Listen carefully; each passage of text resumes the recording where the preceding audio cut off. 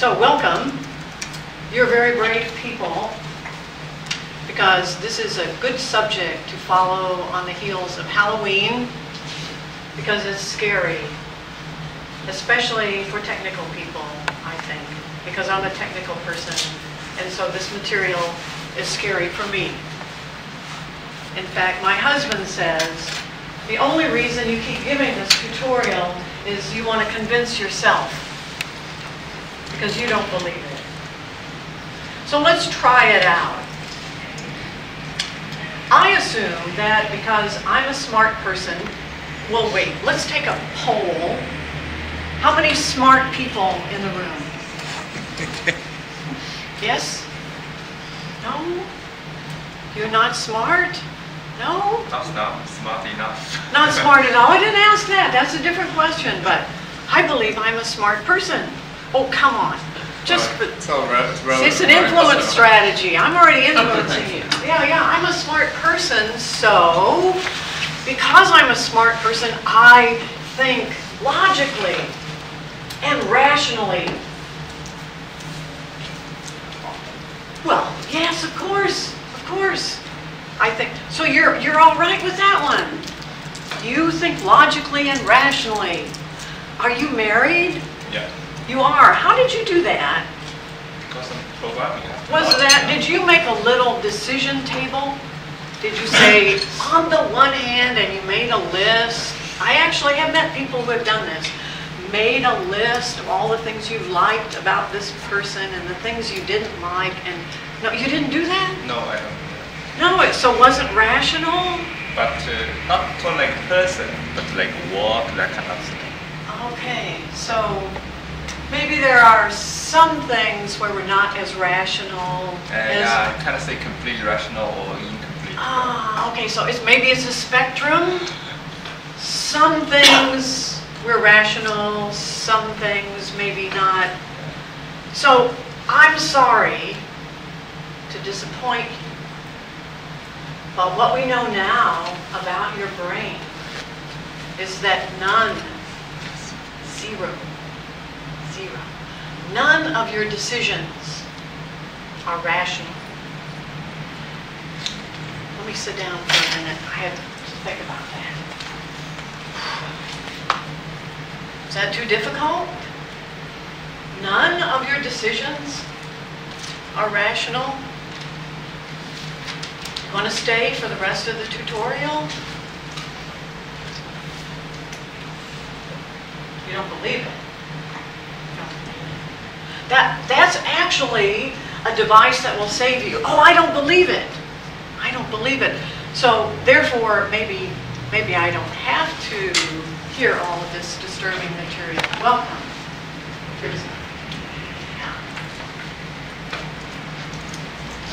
So if we don't make decisions rationally, how do we make decisions? That's really why you're here. You'd like to know perhaps a better way of influencing people? Because logic, that rational argument that you have been using, because you thought that was the key, well, if I'm smart and I make decisions rationally, then other smart people I work with, well, I'd like to convince them of a good idea that I have. Well, that would be done with a logical argument. I would just list all the reasons why I think my idea is a good one, and that will convince them, because since they're smart, they also think rationally. Does that work? Have you tried that? Sometimes it seems to work, but not always. And when it doesn't work, do you find yourself thinking about that other person and saying, oh, well, if he doesn't understand why this is a good idea, then perhaps he's not very smart. Maybe he's even stupid. Somebody who doesn't agree with my arguments, because clearly they were logical and rational, well, they must be stupid. Have you ever done that? A few times. Hi, come on in.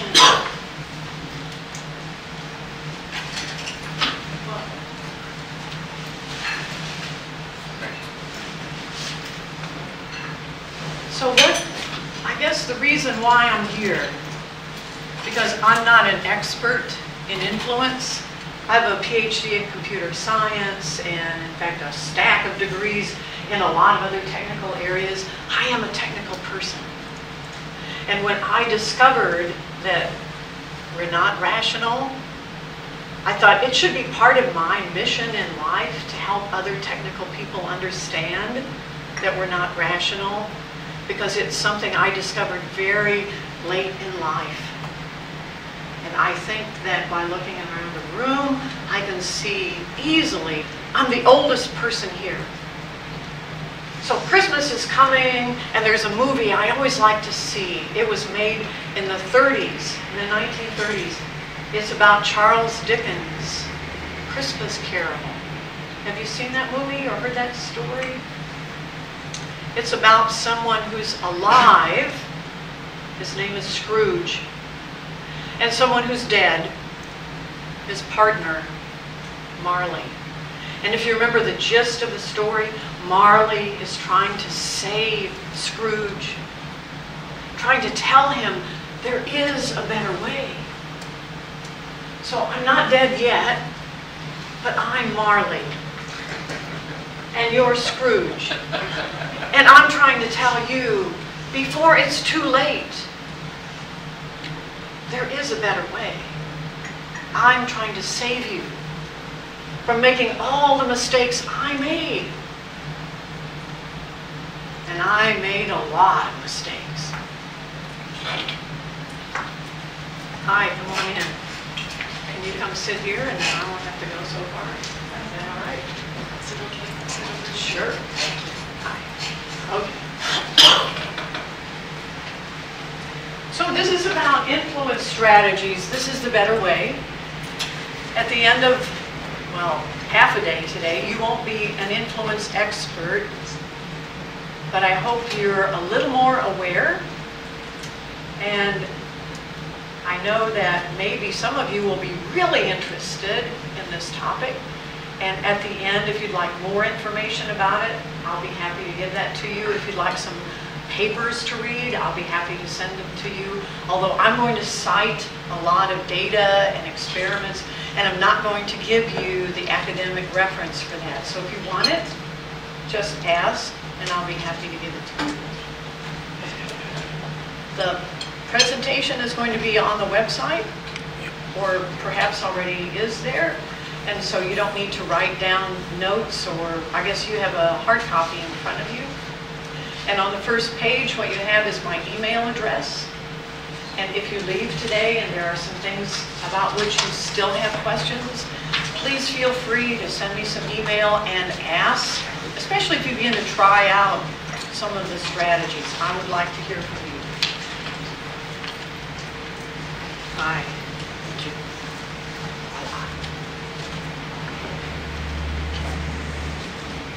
So this is what we're talking about, influence strategies. It's kind of a nice name for something that has some undercurrent of things that seem not so nice. Brainwashing, for instance, comes to mind. It's interesting that we like to hear stories of prisoners who escaped from prisoner of war camps in the Second World War. It happened all the time. But no one ever tried to escape from a Chinese prison camp. They didn't want to. They didn't feel the need to. So the influence strategies that experts use are very powerful. Can make you turn in a direction you wouldn't normally have gone all by yourself. Could make you turn against your own country, your own best interests. So remember I said we all had the model of I'm smart, therefore I'm logical and rational, and that's how I make decisions. There's another piece of that model which has to do with goodness. If my idea is good, that's an important element of the argument. In other words, when I try to convince you of some idea I have, I'm also putting into that logical argument that it's a good idea, that goodness somehow should win. The good guys win. Remember they wear the white hats in the movies? The guys with the white hats should win. So goodness should prevail. You believe that? I want to believe that. So I just spent 8 years in a country where masters of influence were able to move a big chunk of the population in a direction they really, finally, realized was not where they wanted to go. Can it be done? Can it be done? Can you move people in a bad direction? If you're a master, of influence, can you move people to do really bad things? What do you think? History tells us over and over that indeed, not by rational argument, but by being a master of influence, you can indeed move huge segments of the population in a direction where they're not really happy, and they wouldn't have chosen to go in that direction by themselves. So what is it about these techniques that are so powerful, that can reach inside people and go right past that logical, rational piece that really is just such a little tiny facade on top of our thinking, rationality? It's really what we do after we've already decided. We're very good at explaining why we made that decision, but it's not involved at all in how we make that decision. So I don't know about you, I know what's coming, and already I can sort of feel it in my stomach. I don't like it. It's a little upsetting. So one of the things we'll do in this presentation is we'll take a break after each one, just give you a chance to sort of take a breather. And I'm going to use my version of the Pomodoro technique. Are you familiar with that? Yeah, okay, the book is just about to come out. I got a preliminary copy on my Kindle. I've been reading through it. It's about taking a break. And in fact, in the lightning talk tomorrow, that's what I'm going to talk about, is the Pomodoro technique. So we'll do that. We'll take a break. We'll stand up, we'll stretch, and then we'll actually take an official break in the middle. So, okay, we talked a little bit about this. And I want to extend the idea of smartness and rationality by saying, it's more than that. It's more than that the model that you have for thinking is wrong. The piece that is so hard to swallow is that if you refuse to give it up, if you refuse to give up the idea that you are rational, that leaves you even more open to influence. So when we talk about the experiments, what you'll find that you do is stereotyping. You will stereotype the people in the experiments and say, oh, well, those people in the experiments, well, of course, they're weak-minded. They're not as smart as I am. If they did an experiment and I were in the experiment, I wouldn't be influenced, not me.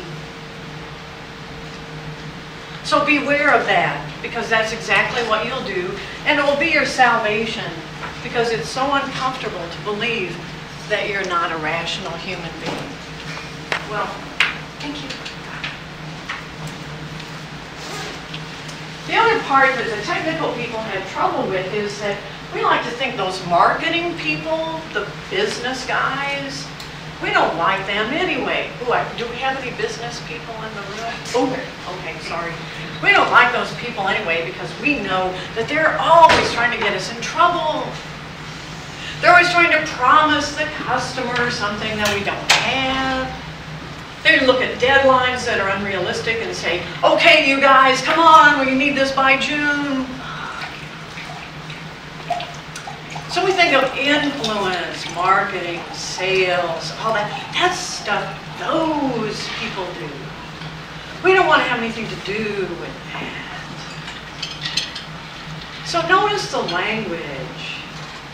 Stereotyping language puts people in a box and puts a label on the box and starts talking about them as though they were all the same. Those people always. Those people never. Those people. So be careful about that. When we talk about our box or our team or our label, we see differences and we'll say, I do this and my friend does that. But those people are all alike. Be careful. Be careful about that. So we hang on to our rationality and we stereotype everyone who uses these techniques as though those people are all the same. And we don't want to be like them. And then, of course, we know that I can look at advertising, television, YouTube. I'm not influenced. Doesn't work on me. I'm rational after all. I make my decisions independently. So all of that hype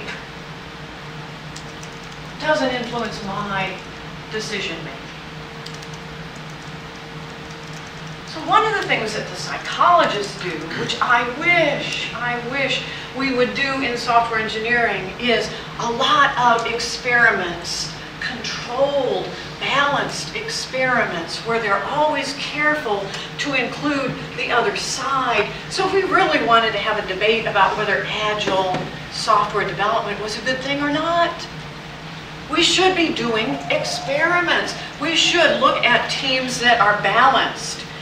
That is, that are similar kinds of projects, similar kinds of people on the projects, and we should compare the results. And we should not just do it once. We should do it over and over and over. Some of the experiments I will talk about have been done hundreds of times. So even when we do experiments in software engineering, we get all excited about one result. Well, that proves it. One result. Test-driven development, oh yes, sign me up, that's the way to go. Or we'll interview people and they'll say, oh yes, I feel really good about this. Agile works for us. It's all about feeling, not rational at all, is it? We should do some experiments. So in all of the experiments, sometimes I will talk about the control group and sometimes not, but there is always a control group where we do nothing. And then there's an interview at the end, and members of the control group are asked, we just did an experiment and it had to do with a particular influence strategy. Do you think you would be influenced by this particular strategy? And what do you think members of the control group always say? What do you think? No, I wouldn't be. No, I wouldn't be.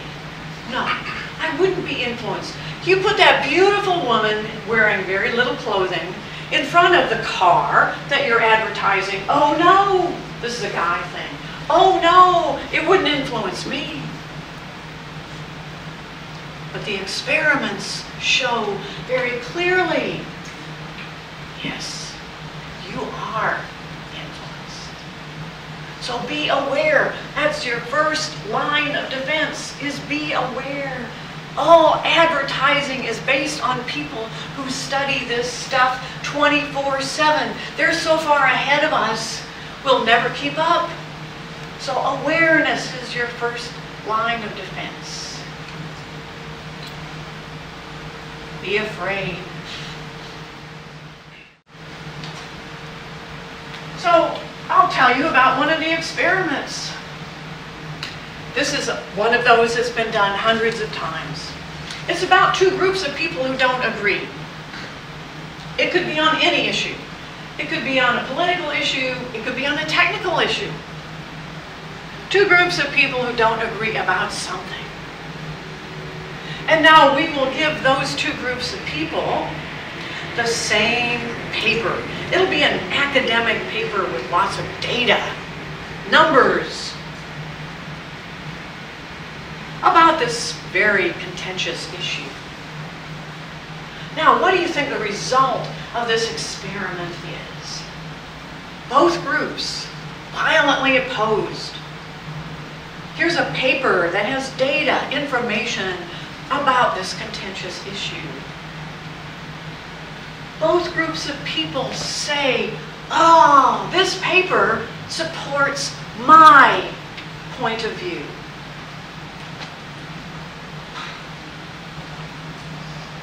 How is that possible?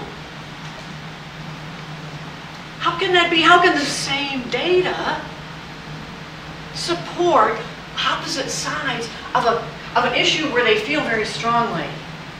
How is that possible? What do you think? Really badly written papers. Badly written paper. Well, you know, if it had been done in the software engineering style, you know, only once, but it's been done hundreds of times. How is it possible? Of course, that would never happen if we took people in this room who disagreed on some contentious issue, and if we gave you a well-written paper, this would never happen, right? What's going on here? If you're logical, rational thinkers, you should examine that data. And you should both reach the same conclusion, right? Logically, rationally. Why doesn't that happen? Confirmation bias. Sorry? Confirmation bias. Yes, yes, that's true. We all are looking for something, and that's what we always see. There's sort of a polarizing filter. Just the parts that already match what you're thinking. Yeah. And that is so disturbing to technical people, to believe that, well, it's as though we all had a set of filters. And those filters are unique. So your filters are different from my filters.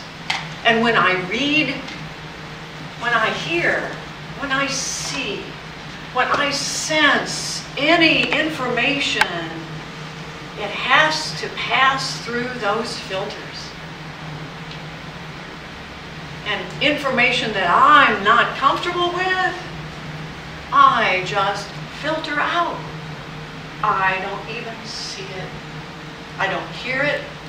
I don't read it, even though it's on a page in front of me.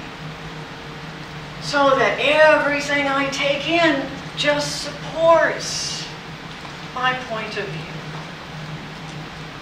Now, they've done that experiment a number of times, but the areas of disagreement where that filtering goes on to the greatest extent have to do with politics.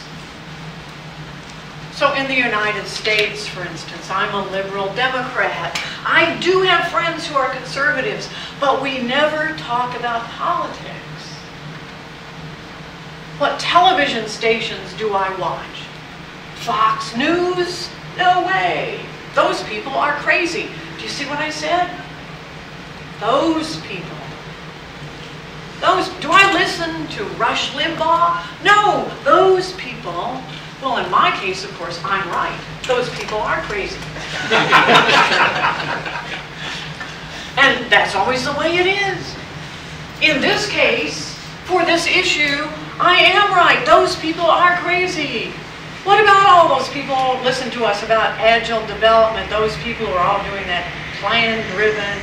Well, those people are crazy. They just won't listen. They must be stupid.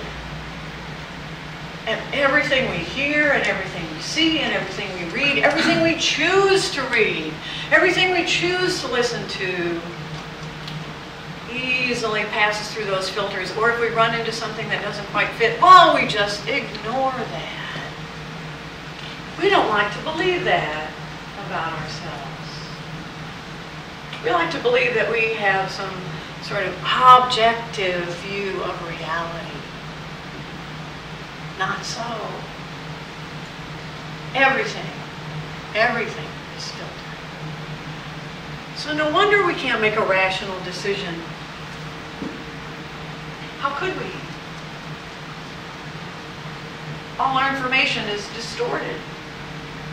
We see what we want to see. It's called confirmation bias.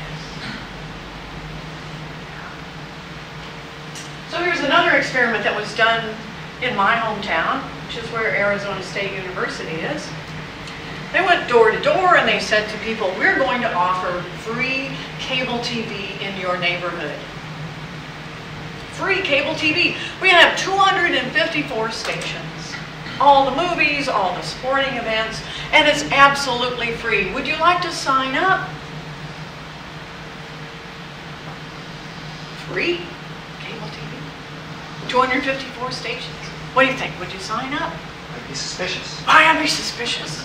Be suspicious. Ooh, be afraid. Be very afraid. There's no advertising on these cable TV stations. So it's no cost to you. Most people would sign up. Why not? Free cable TV. Sure. Oh, by the way, I forgot to tell you one little thing. We are going to have subliminal advertising. Did I mention that? Subliminal advertising. Do you know what that is?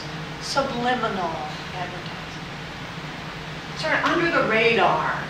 It goes by so fast that we really aren't aware consciously that that ad really appeared at all. Unconsciously, of course, the unconscious is very good.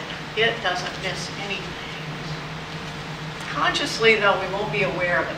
So what do you think? Would you still sign up? Free TV? You could filter it out, he says. What do you think? Would you sign up? No? You're afraid of subliminal advertising. Yeah, most people are. They think somehow that somebody is reaching into their brains and is saying, go buy Coke. Buy more Coca-Cola. And then somehow you'll go up and you'll buy. I will buy more Coca-Cola. Yes, I will. What we know is that from laboratory experiments, subliminal advertising has almost no effect, very little. It must be controlled and it's short-lived. But real advertising, on magazines, on TV, the stuff we're surrounded by that's on trains and buses, that is very influential. It determines what you'll buy, what you'll eat, where you'll go on vacation. I was riding that little train yesterday. I love it. It goes right around from the airport and over here. The whole time I'm looking at ads for going somewhere warm in the winter. By the time I got off the train, I thought, I live in somewhere warm, but I want to go. I want to go to one of those places. Yeah, very powerful. And the way the message is worded, and the pictures that are chosen, they're not just random. They're the result of a lot of study, a lot of understanding of what will grab a hold of your brain. So that's the message of that experiment. People are so afraid of inappropriate things. It's not the subliminal advertising, it's the real advertising.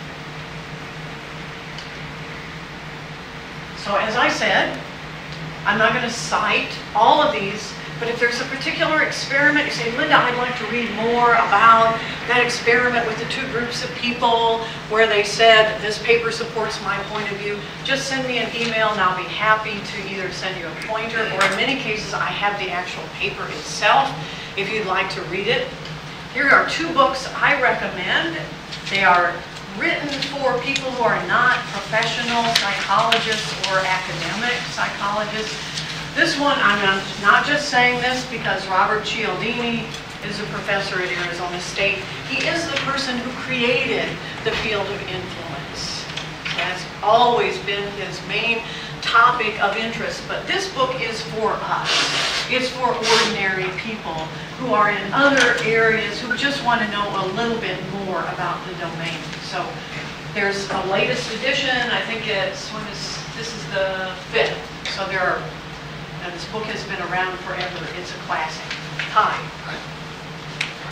Those of you copy cats.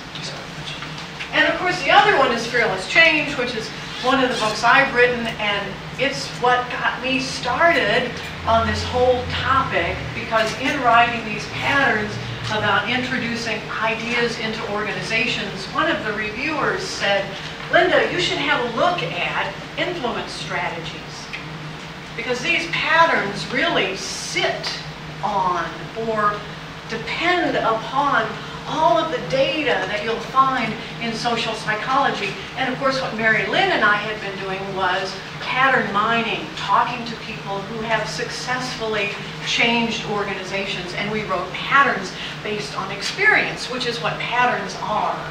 They're about what experienced people do to solve problems successfully. And we had not even looked at social psychology. In fact, at the time, I didn't even know there was a field called social psychology. I had taken one psych course to get my bachelor's degree, which was in chemistry, because I had to. And I hated it. I thought it was boring. Now, psychology is fascinating because it is becoming more technical. They can take people and slide them into MRI machines, and they can watch their brains light up when they show them a can of Coke. And so they actually know what part of the brain is involved. And in fact, there's a whole field of study called neuromarketing that just looks at how your brain responds to different kinds of advertising. So they know more about what you want than you do. Fascinating, fascinating. This one is in the bookstore. So here are the 6 strategies we're going to look at. These come from Cialdini's work, where he identified, I would call these patterns. He simply looked at how people who know how to do influence, how they did it. And then after he identified a pattern, he would do lots of experiments. So he had a whole army of graduate students. So he just turned them loose to experiment with all of these different strategies. So at the end of the day, you will know 6. Now, what we know about these 6 strategies is that you never just pick one of them out and sort of shake it loose and say, I think today I will use the liking strategy. They always hang together. It's like John Muir, the founder of the Sierra Club, said, when you try to pick up anything in the universe, you'll find it's hooked to everything else. And I wouldn't immediately run out and try to use all 6 at the same time. You know, when the Gang of 4 book was published in 1994 and people saw 23 patterns, they tried to immediately cram all 23 patterns into every line of code they wrote. And they felt as though they should have a badge, a merit badge, a pattern merit badge. I put all 23 patterns into this one section of code. Yay! You should always be experimenting. So in the Fearless Change patterns, we recommend something that later we discovered is something proposed by a fellow named Kolb, a psychologist, who said, this is how people learn. They continually go through something called a learning cycle. So the patterns in Fearless Change call out, the first one, test the waters, just try something. Pick out a pattern or a strategy, see how it works for you. And then after you've done that, think about it. It's called a retrospective in software development. Take a little bit of time to think about how that works. And then learn from that what works. Pull out the successes, even though they're small. And then keep on going, always little tiny step by step. So do the same thing with these. Always be experimenting In fact, this is really what Agile development is all about. It's about delivering small, usable increments, getting feedback, learning, and then repeat. This is exactly the approach that Agile development recommends. Small steps. It fits well with our brain. In fact, that's the lightning talk, is why don't we do that ourselves? Why don't we live our lives this way? So I'm going to talk about each one of the strategies, and here's what I'm going to tell you. For each one of these, I'll give you some of the research, some of the experiments that have been done. I'll tell you a story, because what we know is that our brains are hardwired. We love stories, metaphor. In fact, this whole session would be more effective if we could build a fire right here. And then we could all sit on the floor and we could have some food and some interesting things to drink, and we could tell stories. What do you think, Eugene? Could we do that? Could we build a little fire right here? We'll work on it Well, for the maybe for next year. for the next year. Maybe for next year. Okay, that would be good. So the stories are what you'll remember. So you need a story. And then I'm going to try to say, here's how you might think about doing this in your business, in your work, a business application. And then even though it is impossible to defend yourself, I will give you some suggestions. Because the question you should be asking is, well, once I know these 6 strategies, then I won't have to worry about someone else applying these strategies to me. I'm sorry. That's not true. Even when you know the strategy, even when you can see the strategy coming, there's very little that you can do about it. So I'll just give you a few suggestions. Okay, here's the first one. Liking. So the strategy is based on some important characteristic of our brain, which is the brain likes things that it already knows. It likes things that are like it. So we like people who are like us. People who are not like us, we put in that box and we say, oh, those people. So the first categorization we make of anyone we meet is, I'm an American, you're Canadian. 2 boxes. I'm old, you're young. Boxes. I'm tall, you're short. I'm light, you're dark. And we do this all day long. There's no way to turn it off.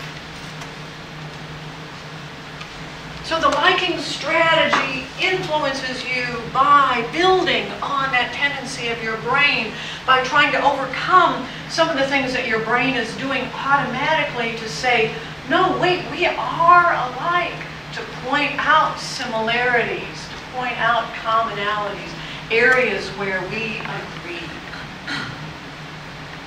So someone who's using this strategy will do that. Look for agreement. Look for areas where we are just the same. So what we know about our judicial system, and in fact I just read a study about what goes on in Canada, is that you tend to vote for the more attractive candidate. Usually the candidate who's taller. Now, I'm sure your brain consciously wasn't saying, oh, I see this person is a good 6 inches taller than that one, so I guess I'll vote for this one. It's unconscious. Your brain's already making that decision for you. And then at the conscious level, you're rationalizing by saying, well, I'm voting for this taller, handsomer person because, and now out will come the rationality. But the decision was already made by your unconscious mind based on height and attractiveness. I know, you don't like that. I don't like it either. But the numbers, unfortunately, back it up. Attractive people win. Attractive people are more likely to be hired for a position. Once they're hired, they make more money. They're more likely to be promoted. We tend to think that attractive people are smarter, nicer, more moral. So that if an attractive person is found committing a crime and brought to trial, they're less likely to be convicted. If you were on a jury, you would be less likely to convict someone who is attractive. And if they are convicted, the sentences are lighter for attractive people. So here's an experiment that was done. We know it's a problem, at least in the US, with repeat offenders. Someone who keeps getting thrown in jail again for armed robbery, say. Isn't there something we could do about that? So the experiment involved 3 groups of people. Well, here's the control group over here. We're not going to do anything with them. And this group, well, we'll give them some rehabilitation, some training, some help with adjusting when they get out of prison. So we'll have some courses in helping them find a job, what to do, what to say, things like that. Third group, plastic surgery. What do you think? What do you suppose the results were? 3 groups. Nothing. Rehab. Plastic surgery. Lighter sentences for recidivists. Well, can you tell me how the results compare? We have 3 groups. What do you think the results were? Rehab, no effect. Rehab, no effect. No different from the control, Right. you're saying? Okay. What about plastic surgery? Still went to jail, but not as long. Ah, okay. Well, you're right about these 2. No difference. Even up to years later. Control, rehab, absolutely no effect of rehab. Plastic surgery, definitely. Now, what you don't know is, were these people not reappearing? Were they not reappearing because they suddenly became better people? Or were they not reappearing because all of a sudden now the bias in society is working for them? So they're more likely to get a job, more likely to hold a job, less likely to be accused of a crime, fall under suspicion. We don't know that. All we know is that all of a sudden the members of this group, the numbers went down dramatically. No difference in the other 2. So assuming this was a balanced experiment, just by improving the attractiveness, a little nose job, kind of like a little Michael Jackson look, you know, narrow nose, you know, sharper chin, that we're going to improve the chances for this person to be okay, to not have to spend a lifetime just reappearing in the court and then being sent to prison over and over and over again. And of course, the real answer to that, and here's where all of this research becomes fascinating, is that it is both. It has to be both. That because all of a sudden people now treat me differently. I'm more attractive, so I am more likely to get that job. And when I get the job, I'm more likely to be promoted and treated as though I'm a smart person and capable, that I become a smarter, better, more effective person. So how we treat other people determines the context in which they operate, which is the scariest thing about stereotyping. When you truly believe, especially as a manager, that someone is effective or that someone is not, the filters, then that's what you'll see. You'll see effective behavior, or you won't see it. And you'll recommend for promotion, or you won't. Or you'll keep on even though your project is being outsourced. Who will you keep and who will you not keep? Depends on the filters that you've already set in place, not on the absolute ability, whatever that means, of that individual. That is never a factor.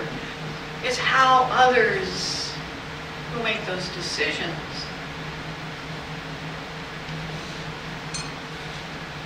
So really, we're all at the mercy of how others see us. And of course, being a woman in a technical field, I can speak to that.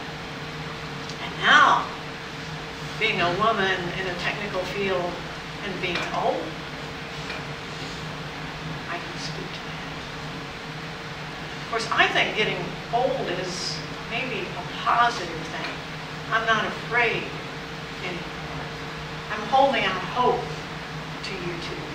Hang in there. Okay.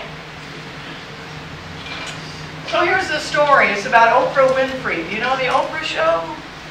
Yeah, I have never seen it. But when Oprah started her show, she was a little on the chunky side. She had weight issues. And the sponsors knew that was a good thing because other women would like her because she was just like them. And yes, that's true. Most of the women who watched the Oprah show also had weight issues. And then Oprah began to lose weight. And what happened? The numbers went down. And in the focus groups, interviews, surveys, what they discovered was people who had been in her TV audience were now saying, oh, well, I don't watch the Oprah show anymore. Yeah, I know that she's a lot thinner. It's not that I don't like her, it's that I think she wouldn't like me anymore. So it works both ways. People that we like and people that we think would like us determine our decisions. What can you do? Well, look for similarities. So one of the recommendations I make for an Agile team or any team where maybe there's a little contention. I don't know, you ever been on a team where you had to work with somebody and you didn't really, I won't ask you to raise your hands, I guess I have, and you just really didn't get along? Maybe it was started with some incident or, you know, a disagreement at some point, and ever since, because what that original disagreement did was it set that little filter. And now there's actually a name for that one. Jim McCarthy has written a book on software development, and he talks about flipping the bozo bit. And once you've done that to somebody, then what you do is see them as a bozo. Everything they do supports that little filter. So what you have to do is reverse that. So let's call this guy that you just can't get along with. Let's call him Fred. Are there any Freds in the room? It's always good to check before we start on friends. Okay, so Fred, you and Fred had a disagreement and now you just can't agree on anything. So take a minute and think about Fred and really try to find something that you like. Now, I don't care who it is, you're going to find something. It can just be a little tiny thing. I mean, I spent 8 years trying to say, there must be something about George Bush that I like. I really struggle with that. There's got to be something. Everybody has something. Everybody has something. So it might take you a while. It might take you a while. Find something. Some little thing.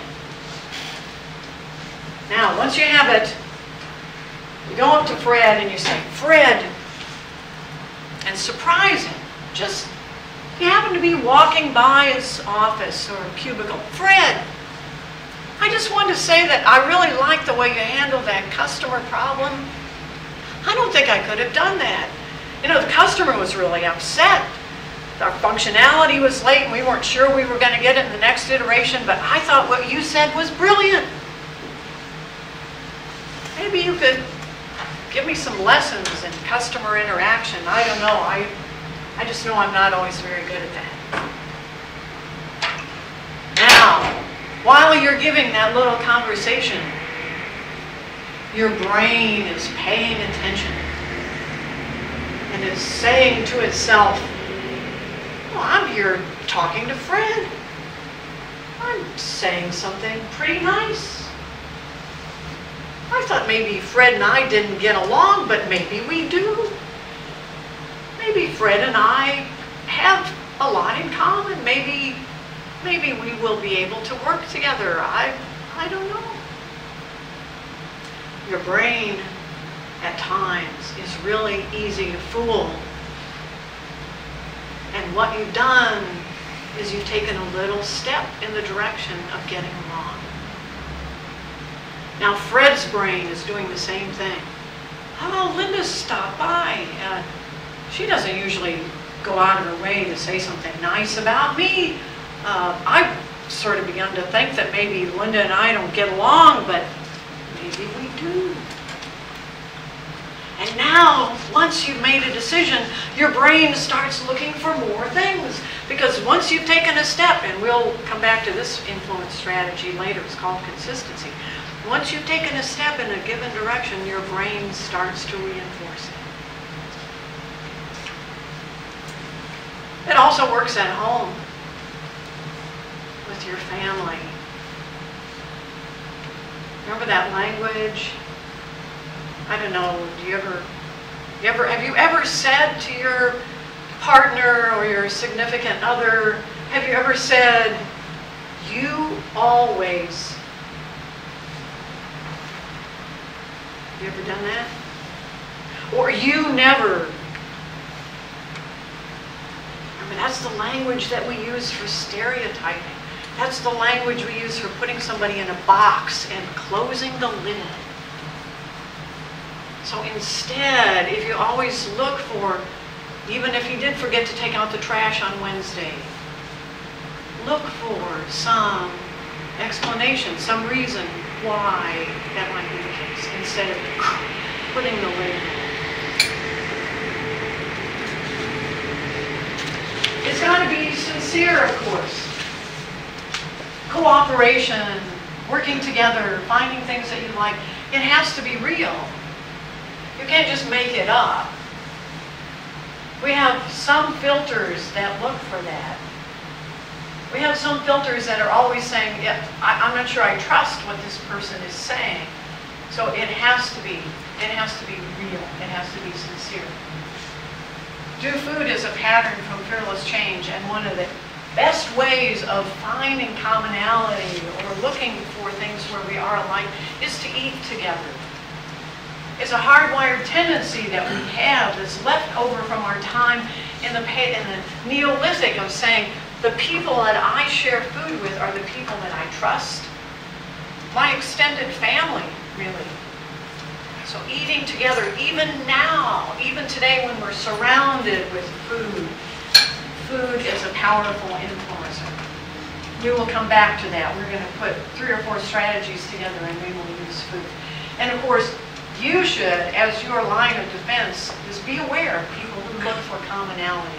I don't know about you in Vancouver, but if you go in to buy a car in the United States, and you drive in the car that you have, the salesperson will come out and say, oh, I see you have golf clubs in the back. Oh, you play golf? And you say, well, yes. And he says, oh, I play golf too. I notice you have a book here about Minnesota. Are you from Minnesota? And you say, well, yeah, that's where my family lives. You say, I have a cousin who lives in Minnesota. Someone who is in a position to want to influence you to do something, who begins to look for things where we are just aligned. Be aware. Even though there's nothing you can do about it. Okay. Questions about liking. Strategy number 1.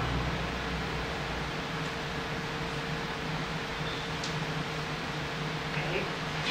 All right, this is a 5-minute break. Stand up. Stand up. Everybody must stand.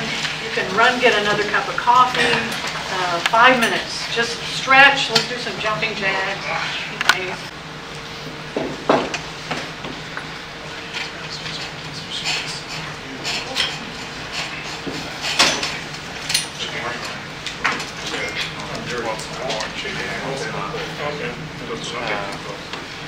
Okay, and the actually softwares are all gone. Yay! That's great. So, do you feel better after that little break? Okay, so the Pomodoro technique is a book that's coming out. It's going to be published by the Pragmatic Programmers. And it was written by a fellow that I met because I've been giving talks about why can't we be agile in our personal lives? That if we believe that short iterations and then taking a break are good for teams, why wouldn't it be good for people? So the author of the Pomodoro technique actually has a little strategy, I guess, for doing that in your own life. And he sets a little kitchen timer that looks like a tomato, and hence the name is Pomodoro in Italian, I guess. That you set the kitchen timer, and at the end of, and it's up to you, you have to determine what your own interval is. When that bell goes off, you have to stop. It's just like the delivery in an agile team. You must deliver on time.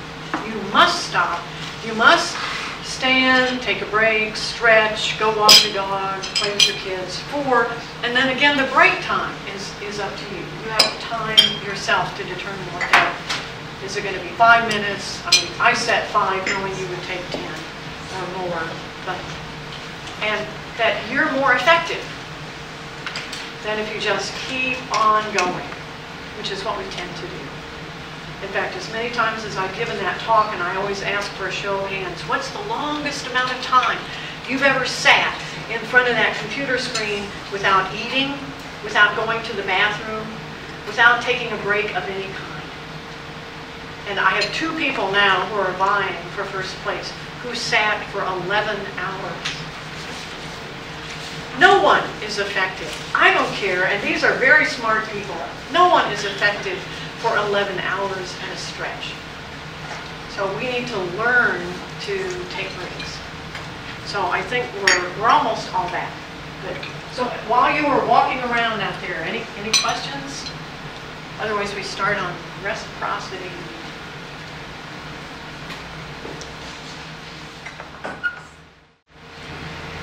I have a question, Linda. Yeah. You mentioned some of the sources that you've used, and I probably would be interested in seeing some of those in the future, but Sure. It seems like some of these same principles, and probably other people have done it as well, but if you're taking the Dale Carnegie course, it's starting to sound really familiar to some of those things. So I find that interesting. I know. I know who Dale Carnegie is, and I know that he had a book on how to win friends and influence people. And so it was after one of these tutorials somebody suggested that I have a look at that. Yeah. So I found it online, and it's, what, 30, 40 years old. And reading through it, I thought, this guy was so far ahead. He didn't have the data. He didn't have all of the experiments behind it. But what he was recommending was spot on. He was, I think, probably a leader in doing all of these things that I need validation. I would like to see the results of the experiment. But he just intuitively was a master. And so he knew how to influence people. And I think the title of that was unfortunate, is How to Win Friends and Influence People. And so people saw the title, How to Win Friends, and they thought, oh, this is, for people with autism or something, even though autism wasn't around at the time. But yeah, and his courses, exactly the same, from what I could see, are still going on. But absolutely, he was a master, intuitively. It's like in the last segment you were talking about, it reminded me there's this exercise where well, there's a statement that goes along with it too, that if you feel enthusiastic, you'll be enthusiastic. Yes. And so it's about upping your level of enthusiasm. Yes, yes, exactly. And in fact, the experiment that goes along with those lines has to do with depression. Because depression now, at least in the United States, is rampant. We have a huge, huge number of people who are depressed. And the first thing the physicians do is put them on an antidepressant of some sort. In fact, usually people will go into a doctor asking for the prescription. They even know what drug they want. And the studies show that most of those depressants are no better than placebo, and that one of the most effective things you can do is simply that. You look in the mirror a certain number of times every day and smile. Just smile. And that's more effective than taking the antidepressant. And it has none of the side effects. So, yeah, you're exactly right. There are a lot of things that people did intuitively long before there was a social psychology study. So it sounds like did you go to the class? Taking the class, yeah. Okay. That was Well, no wonder you're so effective. I can't say I'm that effective. It just reminded some of the same things you're talking about. Yes, absolutely. Absolutely. Other questions on life? Okay, here's number 2, reciprocity. Charles Darwin said, reciprocity is the foundation of community. It has to do with the glue that holds us together. I do something for you, I expect that you will do something for me, that we're going to be fair. We have a sense of fairness. Even animals have a sense of fairness. There's a wonderful, wonderful experiment that was done by Franz de Waal and one of his graduate students with capuchin monkeys, where they taught them to use, well, a little, kind of a small system of economics. So they gave them money, little tokens, and they could buy things with the tokens. And what the experiment with the monkeys was about was showing that if they weren't fair, if one monkey could see another monkey and this monkey realized that by spending his little token he could get a cucumber slice, which is a nice thing, monkeys like cucumbers, he could get a cucumber slice, but his neighbor could get a grape, which is better. Then the monkey that got the cucumber was very upset and would take the cucumber and throw it at the experimenter. Here, take your cucumber. So even monkeys have this sense of fairness. I gave you my token, well then you should do this for me. That's what keeps us going, is that doing things for each other, supporting one another, is what reciprocity is all about. So an experiment that was done at Arizona State was involved Cialdini's having his graduate students just rip out pages of the phone book and send a Christmas card to everybody on those pages. Now these are just random pages. How many returned Christmas cards do you think they got? Christmas cards replying to somebody that they didn't know, but they got the Christmas card, they looked at it and they thought, well, I wonder who this is. I guess I better send a card back, even though I don't know them. Do you think anybody would do that? Yeah, a fair number of people, actually.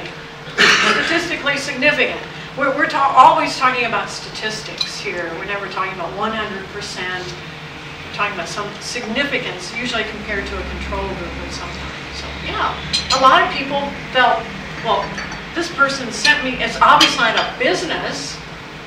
I mean, I get lots of Christmas cards from my dentist. I get birthday cards from my dentist as well. This is from a person. Look here, it's just got a little address and it says Jim and Judy and no last name. I must know who they are. Better send them a Christmas card back.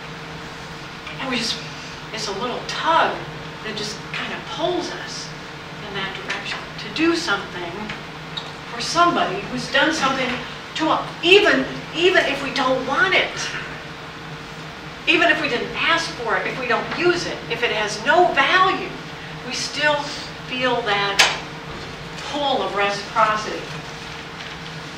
The two presidential careers of Lyndon Baines Johnson and Jimmy Carter are often compared because they were elected.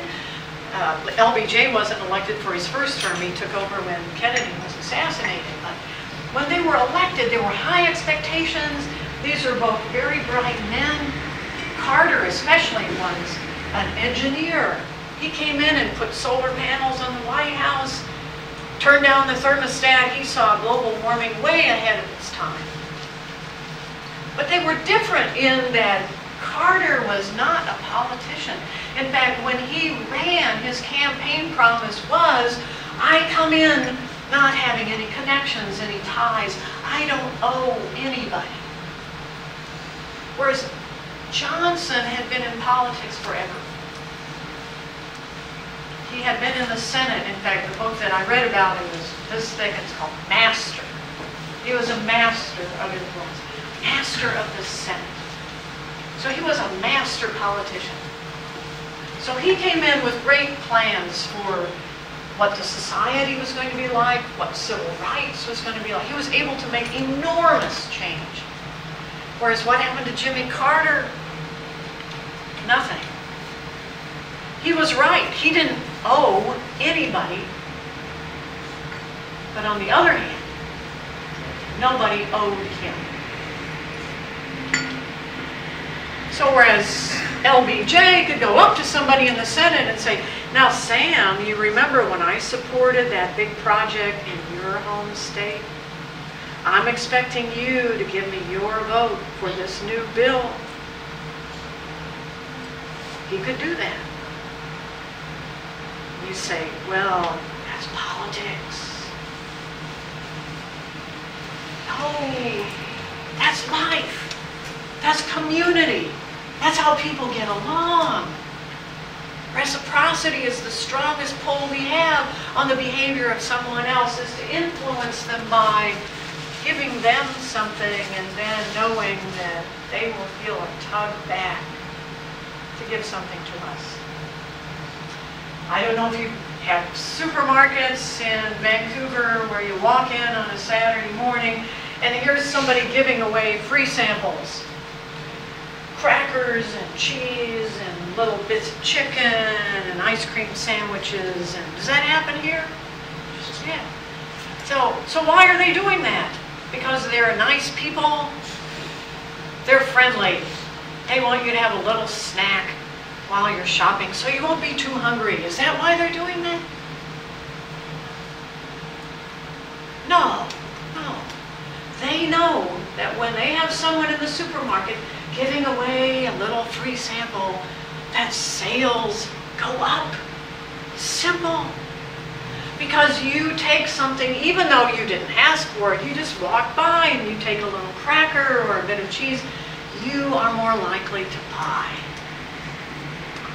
Now, it's interesting that the studies show, because you're going to want to think about how you can use this strategy, that in the supermarket, if, say you're offering samples of jam, that if you have too many alternatives, people will not behave in the expected manner. Up to about 6 alternatives. Would you like to try some jam today? We've got blueberry and cherry, orange marmalade, and grape. You say, ooh, yes, I'd like to try one of those. And when you try it, you're more likely to buy it. But in the follow-on experiment where there were 12 or 20 different flavors, more people came up, more people tried those samples, but fewer people bought. One of the things I did in my PhD research was I looked at the amount of data flowing between modules. And it seemed, in my research anyway, that there was a limit of about 6. 6 different things. And those things could be a data item, a data structure, a single object. It could be any one of a number of things, but 6 different things. More than 6 We knew that that was going to be a source of trouble in the program. Going to have more maintenance issues, more understandability issues. We just, as people, have limits on our understanding of a list of more than about 6 things. We just can't make up our minds. So we've got more than 6 flavors of jam. We know that sales go down because people look at all of those alternatives and well, I just can't do it, so I won't buy any. I just can't make up my mind. So think about that for yourself. If you're considering a new job or getting married or some other big decision, don't have more than 6 things in that list. You won't make the best possible decision. 6 fiancé. Yeah, even that would be trouble, wouldn't it? Yeah, even that would be trouble. So more than 6 job offers, or I know that when I went back to get my PhD, I started making a list of all the schools where I thought I would want to go. And after a while, I naturally reached that limit of 6, and that was before I had done the research. But I thought, oh, there's something in you that says, oh, that's enough. I don't need to consider more than 6 schools. Got to write 6 letters of application. They all want you to write an essay. They all have different requirements. Just juggling all of that is overwhelming. So 6. It's actually a hardwired limit on our short-term memory. Just can't handle it. And those could be complicated things as long as we have, I'll call it a handle. As long as we have a handle on it, it can be a big thing, but we want to call it that. So no more than 6 that's in that list. So the story has to do with the Hare Krishna. I don't know, are you old enough to remember the Hare Krishna? They were in the airports and they had the saffron robes and they would always come Hare Krishna, Hare. You never saw them? Yeah, okay. And they had a little box. You know, they were shaking the little box and they'd say, would you like to give a donation? Would you like to give a donation? And no, I'm in a hurry. I don't want to give a donation. And would walk away. And then someone in the organization came up with a brilliant scheme. Let's give a flower. Hurry, hurry. Here's a flower for you. Here's a flower for you. Please take it. It's our gift. No, I'm in a hurry. I don't have time. Oh, please, it's a gift. Okay, I'll take it. Would you like to give a contribution? So what did they notice? What happened to the contributions? What did they see with the flower? What did they notice? Contributions went up. Now, the traveler didn't want the flower. In fact, taking the flower meant that he had to stop, take the flower. Oh, and here's the contribution box. No, all right, now I've got to find some money and put in the box. Now I'm really late. And what happened to the flower? Yes. First trash can, boom. And then what did the Hare Krishna do? Jump into the garbage can, get the flowers. Here's a flower for you. It's our gift. Brilliant. The strong pull. Because I've taken this, and you can imagine after this flower has been in the trash can several times, what it looks like. It's not very attractive. But it was enough to have a strong pull to, all right, I'll give a contribution. So what can you do? Give something. So what do people need? We have too much stuff. We have t-shirts, we have coffee mugs, we have little dancing monkeys, we have bouncing dice. We have so much stuff, we don't really need any more stuff. What we need, and what's the most powerful gift that you can give to someone in our area is information. So here's what I do. I subscribe to a lot of periodicals that most people in our area don't. Like Harvard Business Review, for instance, or Scientific American and Scientific American Mind. And if I run into someone in a tutorial or in another setting, and I know has an interest in something that I happen to read, I will think of that. And I'll send an email to that person saying, I just finished reading this really interesting article. And I remembered that we were talking about,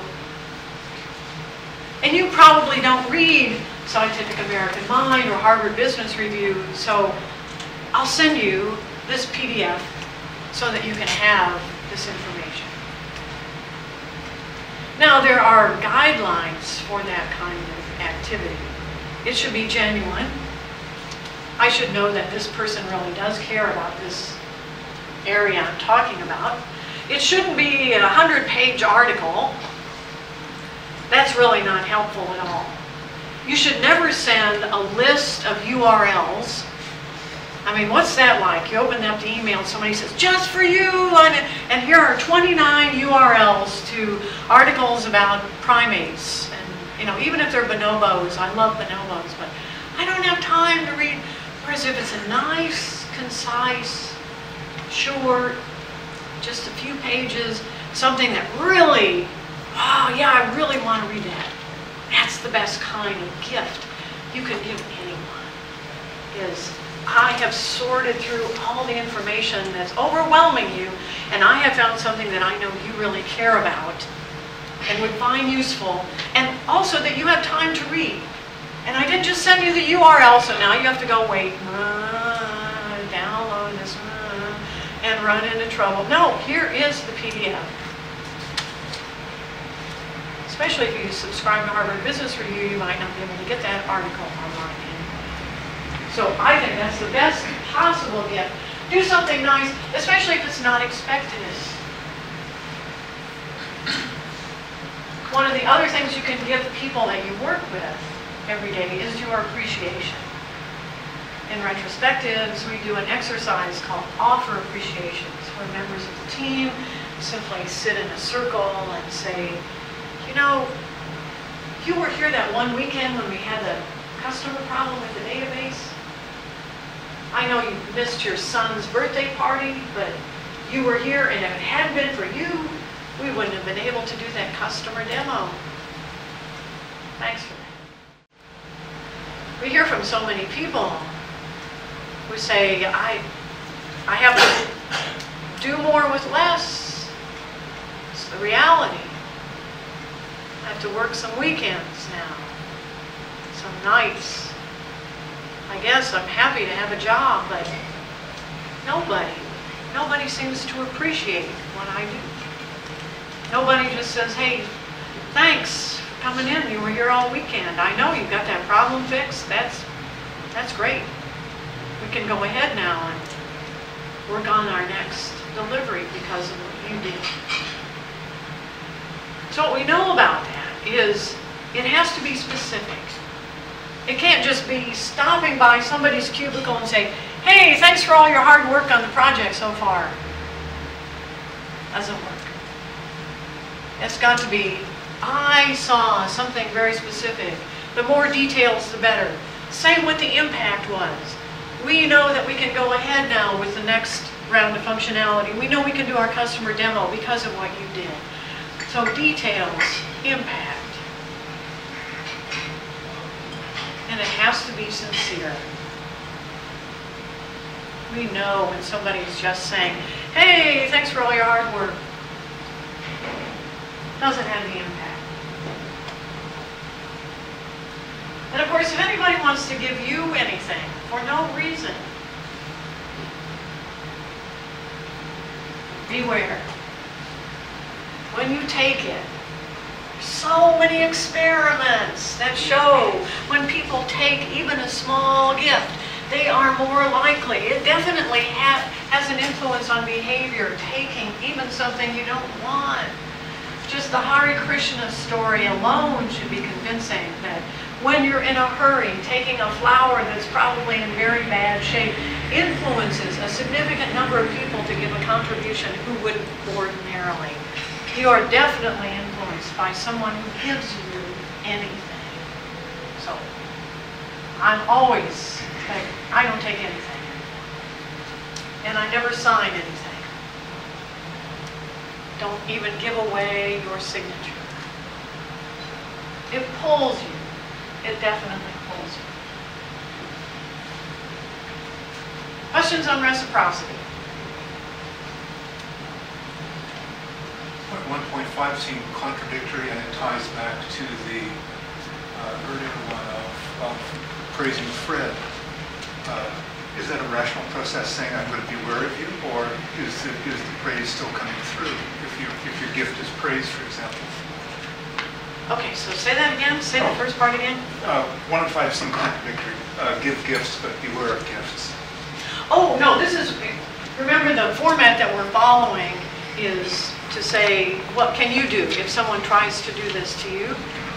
And your only defense is to say, somebody, for some reason, wants me to give me something. Have you ever gone to a trade show where you go by all the booths? I don't know, are we going to have booths here? And they say, come on, we're having a drawing for an iTouch. It won't cost anything. It's absolutely free. Just sign your name. You're giving away something. And on the promise that, well, you might get a free gift for signing up, and the hope that you might win the iTouch. That's a physical gift. It's a yes. Praise gift. Praise gift is what? You mean if somebody who praises you? Fred, that was a great job. Oh, yeah. I see. That's a gift coming in there. I see. Okay.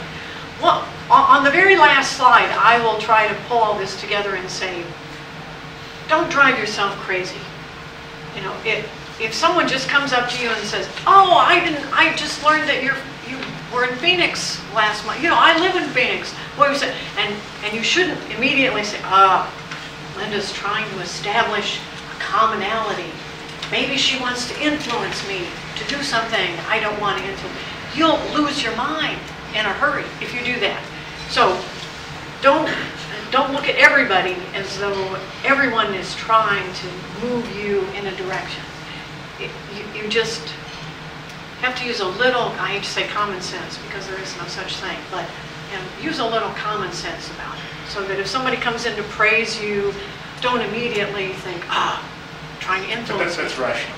But you're saying yes. that the praise slips under the radar. Yeah. Because there's absolutely nothing you can do about it anyway.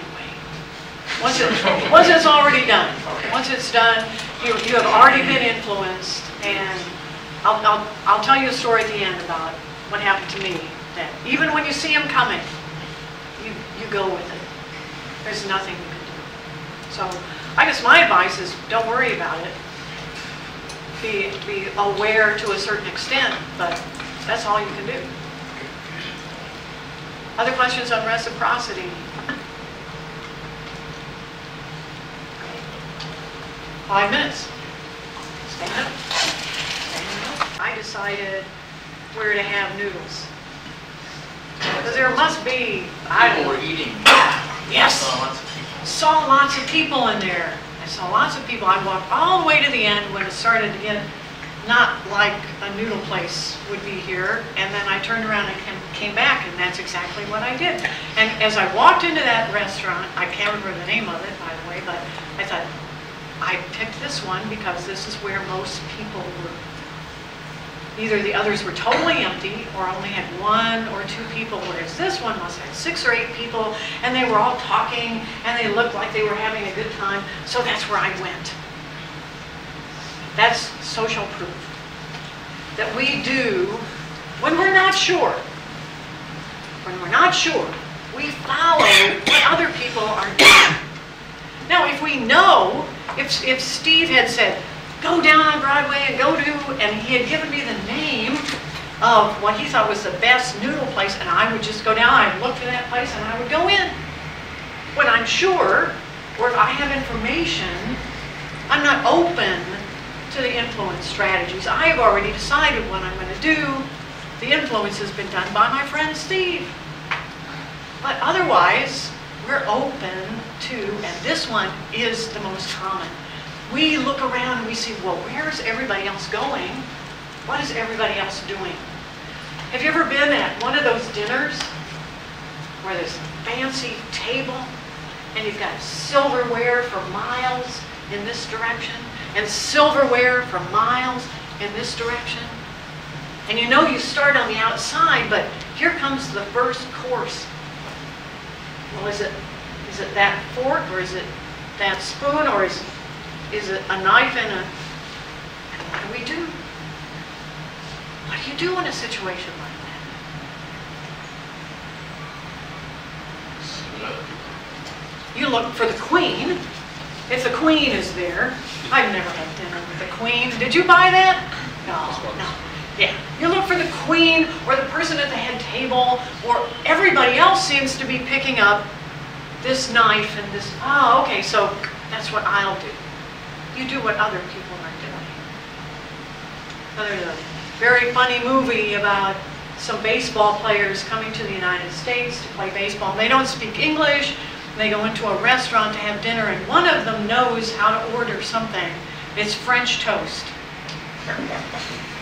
So he orders French toast, and then the waitress says to other people, what do you want? French toast, French toast, French toast. Everybody has French toast. And that's all they know how to order. After a while, you get really tired. I don't even like French toast. So it's a very strong influence strategy. When we don't know what to do, we do what other people are doing. It's called social proof. So one of the best examples is on a TV show or a movie, if there's laughter built into the soundtrack, it's called canned laughter. So the research shows that when we walk out of that movie, if there was canned laughter, we say that the movie was funnier, more enjoyable, that we would have paid more money for it. We like it better if there is canned laughter. Now, the interesting thing about this strategy is that those soundtracks were probably made 40 years ago. Those people are all dead now. So that means we're influenced by dead people who are laughing. If dead people think it's funny, we think it's funny. And we laugh as well. So you don't even have to be alive to exert influence. So executives and producers like to have canned laughter. And this is a word I'm not sure whether it translates or not. Do you know what a shill is? A shill. Yes? Yeah, it's an actor. It's somebody who's paid to do something. So there's a conference I go to in June every year in Las Vegas. And have you been to Las Vegas?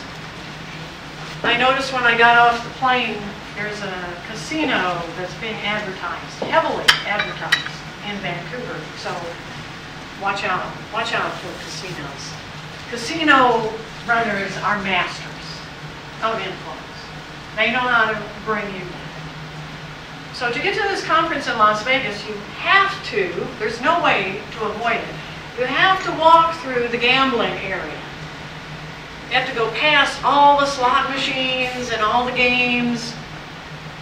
And as you do, you can see that at some tables, there are lots of people, and they're laughing, they're having a good time, and some of them are saying, wow, I just won $100. Now, if I were interested or thinking about gambling, and by the way, when you check into the hotel, they give you a lot of money up front, absolutely free, hundreds of dollars. It's only good at the gambling tables, but... So I'll just spend my free money. Where would you choose to go? You gotta go to the one where there's lots of fun and people are having a good time, and especially if somebody says, I just won $100, that's where you're likely to stop. Well, what you don't know is that most of the people at that table, maybe all of them, are shills. That's their job. They're paid to have fun.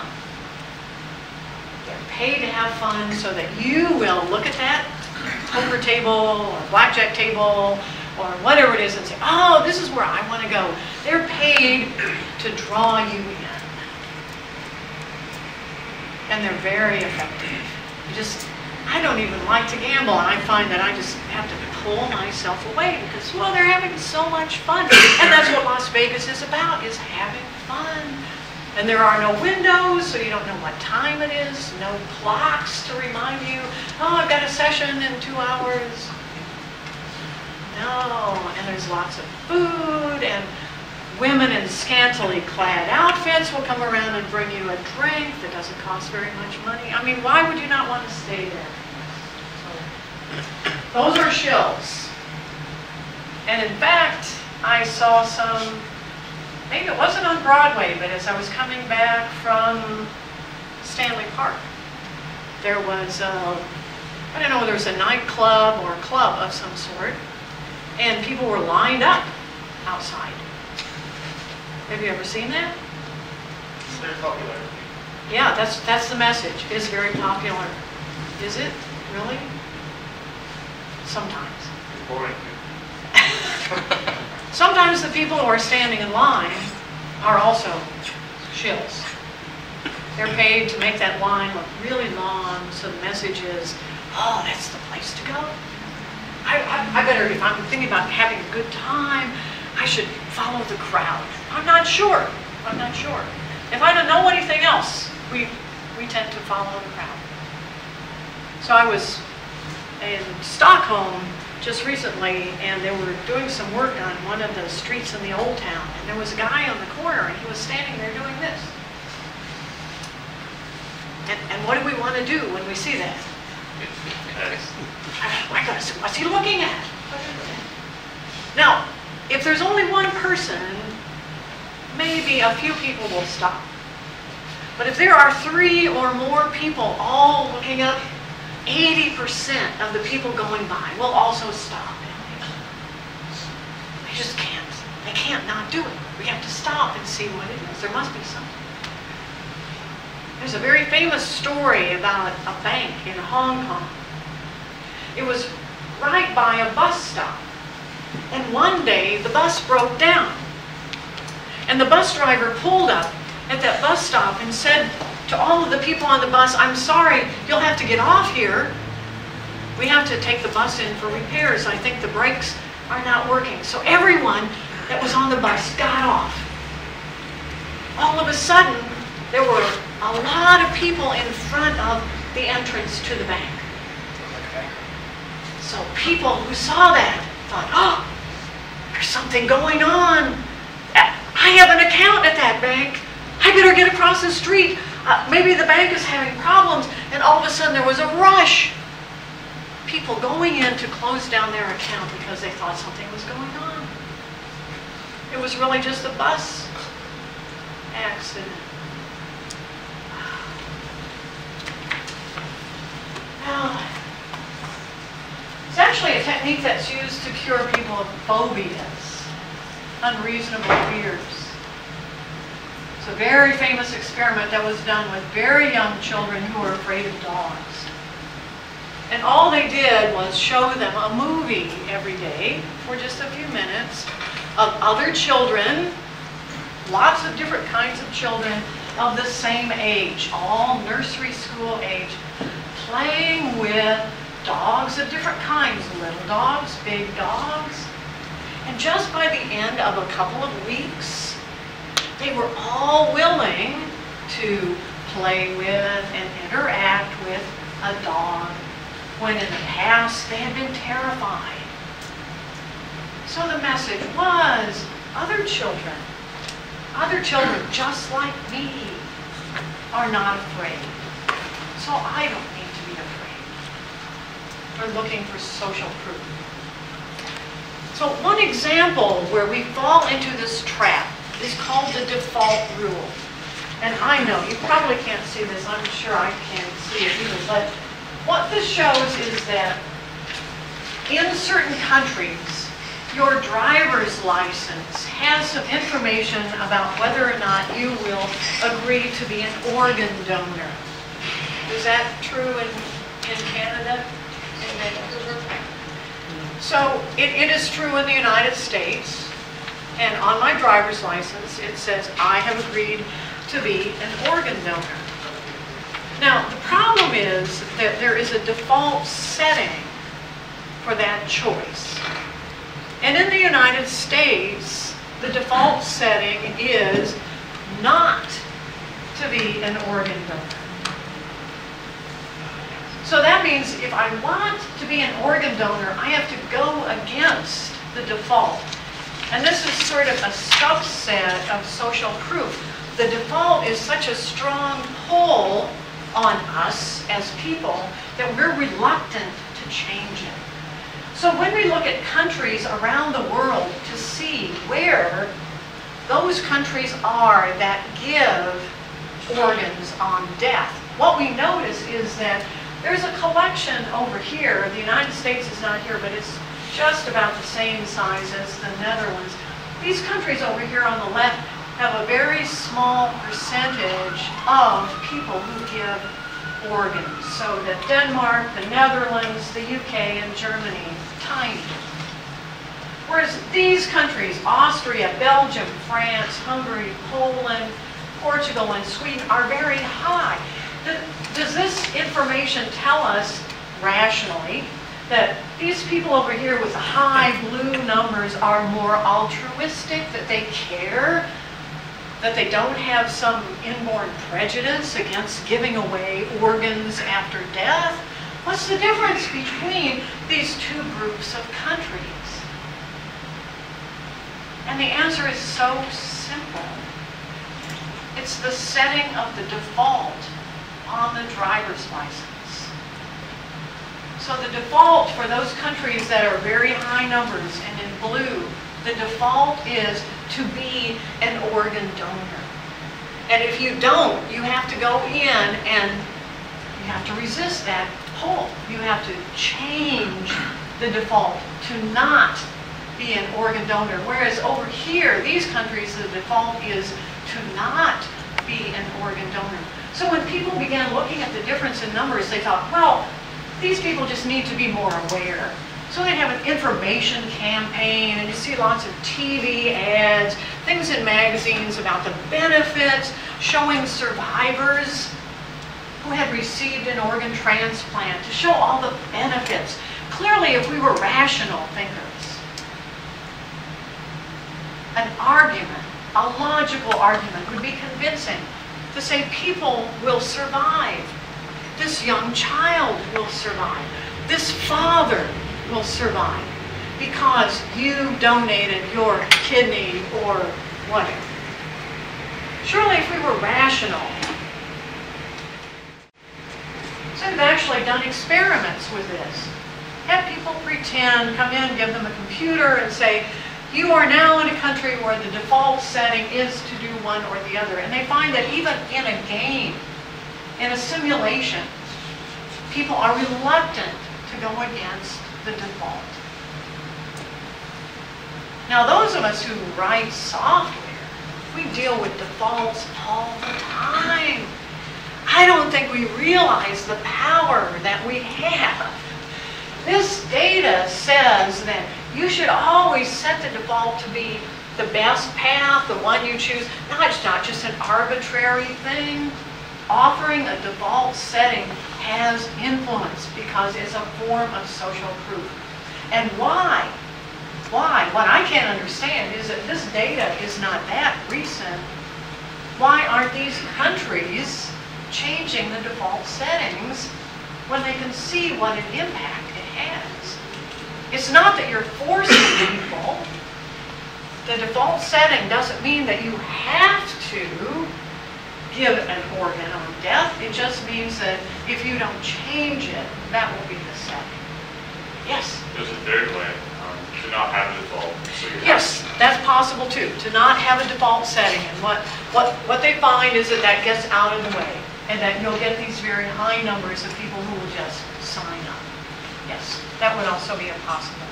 to not have a setting there at all. But it clearly is beneficial to have the default setting be what's the best thing for society is, because what happens in some of these other countries are things like black market, who are paying somehow for organs. That's certainly not a system that lends itself to talking about equity, fairness within the community. So when there's a default setting, realize that that has a strong pull on us. So what can you do? One of the things that we know is influential for any product or service is a testimonial, especially if there is a name. So-and-so at Boeing says, our product is the greatest thing since sliced bread. Now, you might think that, well, everybody does that. Everybody has testimonials.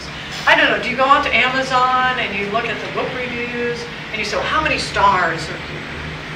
And I know that I have lots of friends who write books, and the first thing they do is they send me a copy and they say, Linda, I hope you'll go out and write a good review.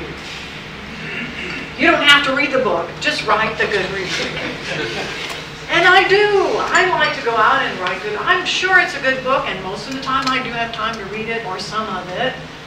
And you might think, oh, well, on Amazon, you know, 75% of the reviews are from friends or people who got a free copy of the book. So that's not influential, is it? Ah, yes it is. Yes it is. So use that. Use it in your own product or service. Use it when your book is on Amazon. Get all your friends and your cousins and your aunts and uncles and your grandmother to all write a good review on Amazon, because it does influence sales. It absolutely does. So testimonials from lots of people, and especially people associated with a named company. I know we have somebody here from Boeing, so I mentioned Boeing. Boeing, that has weight, it has influence. Some famous author has weight, has influence.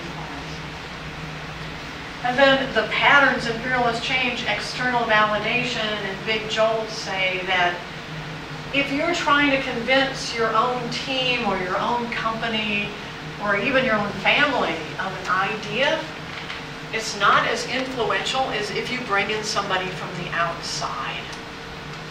Have you ever had that experience? That's why we bring in consultants. Some consultant will come in, say exactly what you've been saying, but nobody listens to you, whereas they'll pay this guy to fly all the way in from New York City and pay him enormous amounts of money to say exactly what you've been saying. Have you ever had that experience? Is that frustrating? Yeah. So I wondered for a long time, why is that? What's the reason? There has to be some biological, some evolutionary advantage. And finally, here's what it is. We spent an enormous amount of time in little tiny groups, isolated from one another. That's our very early history. And even now, there are some primitive tribes that live like that. In small groups, isolated, they never see anybody from the outside. Every now and then, these groups will have a visitor.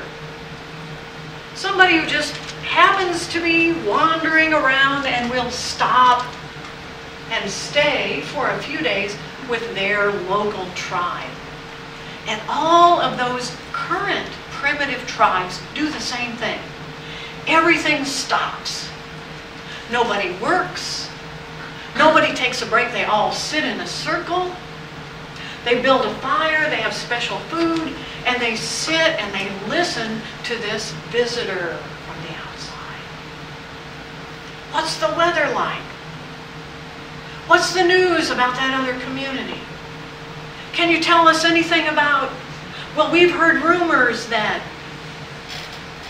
and we want to hear everything that visitor has to tell us. So we spent thousands and thousands of years doing that, living in a small group, isolated. And what we've gotten as a result of that is a brain that likes to hear from a visitor from afar. And we want to stop and we want to pay attention to everything they say.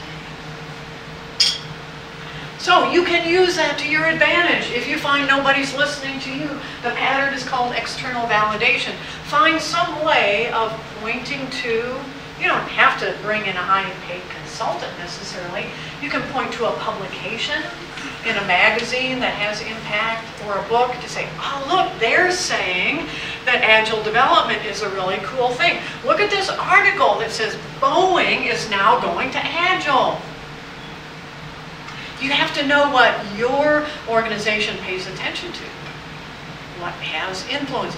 I worked for a long time for a big telecom company, and I knew that if I could find some article in the Bell Labs technical journal, that everybody would pay attention. So you have to know what has influence with your group, and then you go to that publication or that famous person. Kent Beck says now that test-driven development is, even though that's what you've been saying, when everybody finds out that's what Kent has been saying, they'll pay attention. So instead of being frustrated, use it. Use it to your advantage. And then, of course, what can you do to defend yourself? Be careful. Television advertising does this all the time. They'll have a famous person endorsing a product. And sometimes they'll be wearing an outfit, like somebody dressed up like a doctor, an actor dressed up like a doctor, who is saying, now if you've been suffering from headaches, this is the remedy that will work for you. Stand back and say, well, wait a minute. What's this actor know about prescribing drugs? What's this actor know about coffee or automobiles? I couldn't believe it when Arnold Schwarzenegger was elected governor of California. What were his qualifications? He was the Terminator. Absolutely. Unbelievable. I thought California had a little more. Of course, he's turned out to be a very good governor. Who would have thought? The Terminator did pretty well. Of course, now the state of California is in deep, deep financial trouble. So I think it's the end for Arnold, but nonetheless. So be careful. Be careful. Okay, questions on social proof?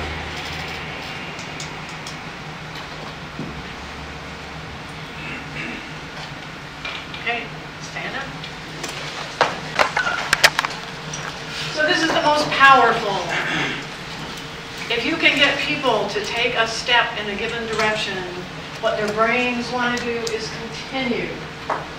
So I lived in Denmark for a year, and when I left, I had fallen in love with the country. I love Europe anyway. I thought maybe, this would be something to think about.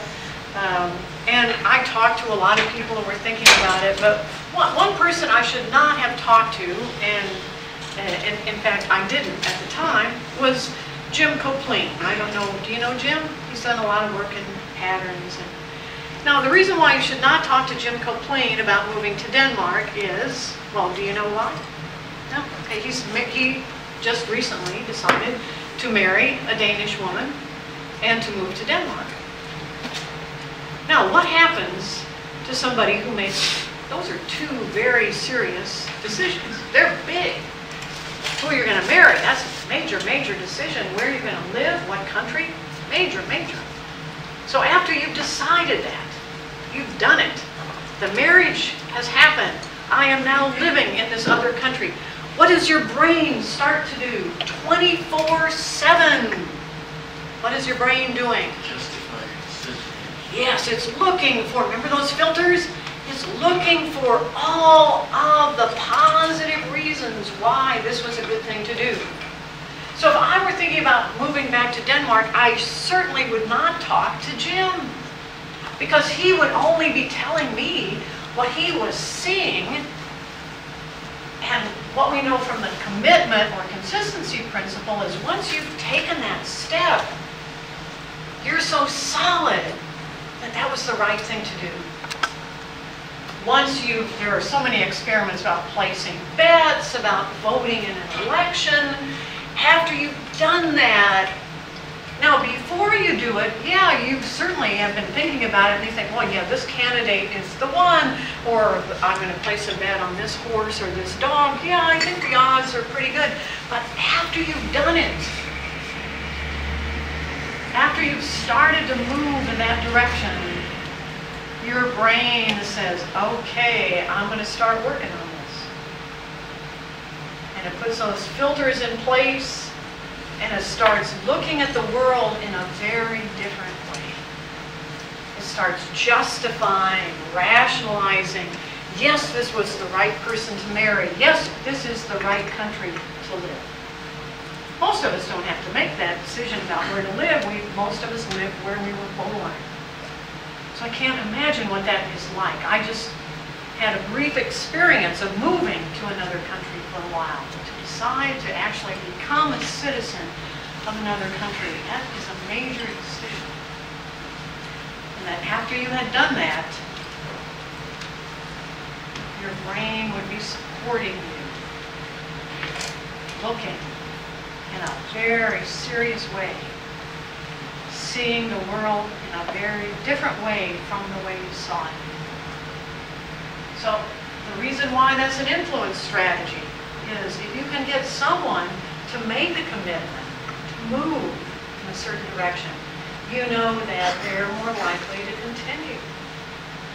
So here's the story about Christmas toys. In the United States, there is always a toy. It's the toy for that year. So a couple of years ago, it was Tickle Me Elmo.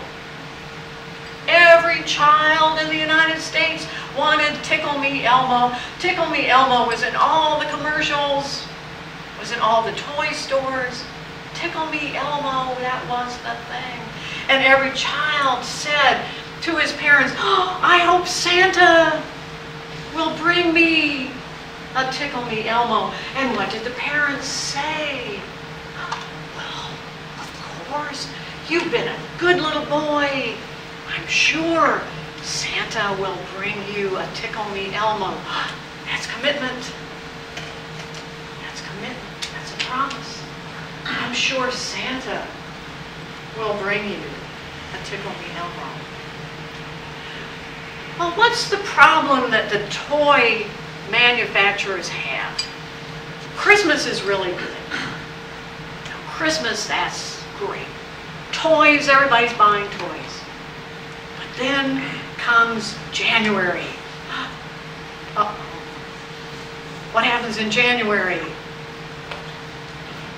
Nobody buys anything. It's all over. So the toy manufacturers think, how can we keep it going? How can we keep sales going after Christmas? So we will put this toy out there, the Tickle Me Elmo, but we won't make enough to satisfy the demand. So the parents go to the toy store, and they say, I want to buy a Tickle Me Elmo, and at the toy store say, oh, I'm sorry, we're sold out. We sold out weeks ago. They're all gone. No one has any, except the people on eBay who are cranking up the price so you could get one for $2,000 if you wanted to spend that much money. What's the parent going to do? Oh no, no Tickle Me Elmo. Well, they'll have to buy something, of course. That's good for business. They'll have to buy something. So they'll buy toys, and there'll be toys under the tree at Christmas, and the children come down and they, oh, where's my Tickle Me Elmo? What's a parent going to do? I'm sure that Santa wanted to bring you a Tickle Me Elmo. But maybe the elves just couldn't make enough, so there aren't any. So what I will do is after Christmas, I will go buy a Tickle Me Elmo for you. I'll go buy one after Christmas. Then, of course, after Christmas, the toy manufacturer starts cranking up the production, so there are plenty of Tickle Me Elmos. Keep business going after Christmas. Knowing that the parents, they made a promise. They made a promise they're not going to disappoint their children. So they'll run out in January and buy Tickle Me Elmo. Would a toy manufacturer do something as underhanded as that? Hard to believe. We thought toy manufacturers loved children, and that's why they were in the business. So what can you do? What we know is that very good salespeople and people who want to convince others do what's called building a case with yeses. So they'll go up to the person they want to influence and they'll say, well, I know that we both care about the customer, right? See that response? Yes. Well, I've been thinking that the customer, and well, we too, we care about quality. Yes. So we know that we need to have more time for testing. That would help us improve our quality.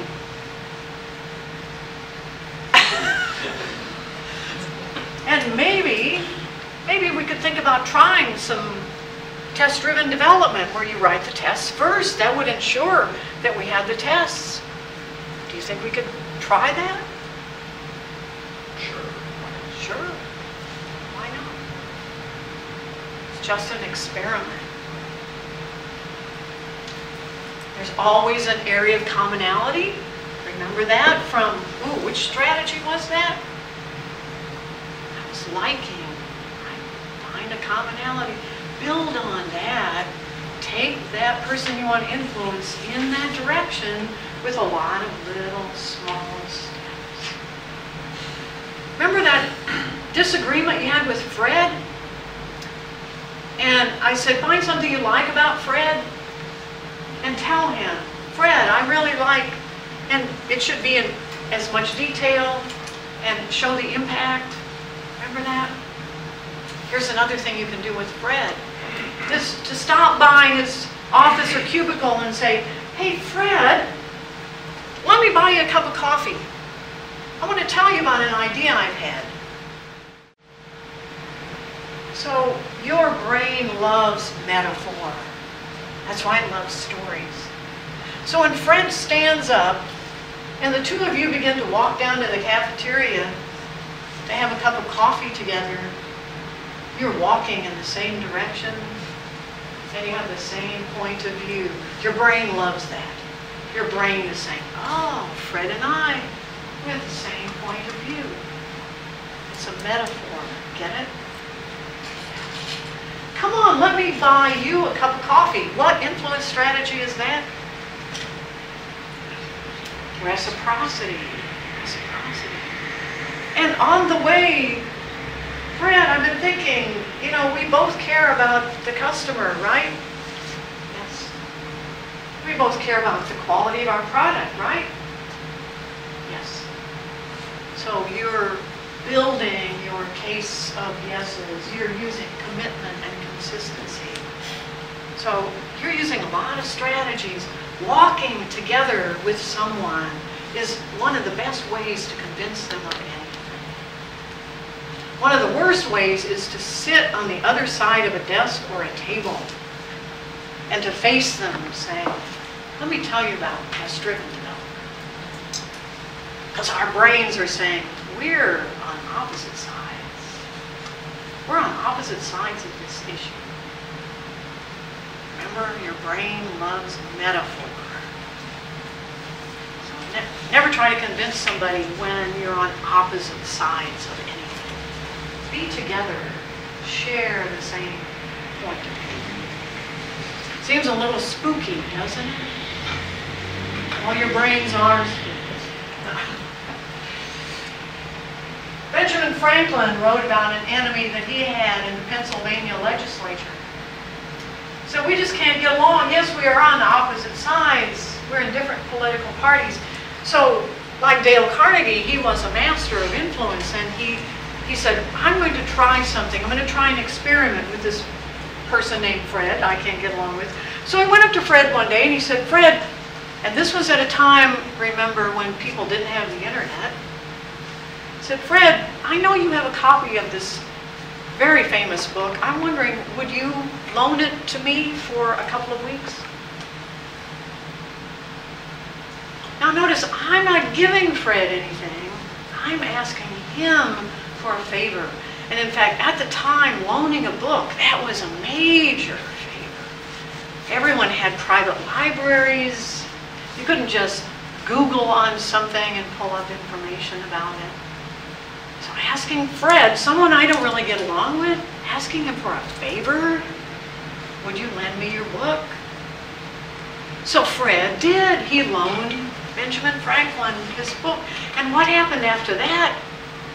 Well, Fred's brain is saying, I just loaned one of my most valuable books to Benjamin Franklin. He's a political rivalry. What's going on here? Maybe we get along. Maybe we're friends. Maybe we can work together. And Benjamin Franklin's brain is saying, Ben, what are you doing? You're talking to this guy that you don't get along with. And you're asking him to loan you his book? Wow, that's something you would probably only do with a good friend. Does that mean, are we friends? And all of a sudden, in both brains, there's a little adjustment of those filters. And all of a sudden, in both brains, there's a little more openness. In fact, what Franklin says about this particular favor is that Fred became one of his good friends. Maybe not a best friend, but a good friend. And remained so until he died. Asking somebody for a favor, it seems counterintuitive for somebody you want to influence. Somebody maybe you haven't been getting along with. Ask them to do something for you. And here's the worst problem we have in software. One of the areas where I think Agile development has done more to help projects, and that is with the decision to cancel. I worked at a company in the mid-90s.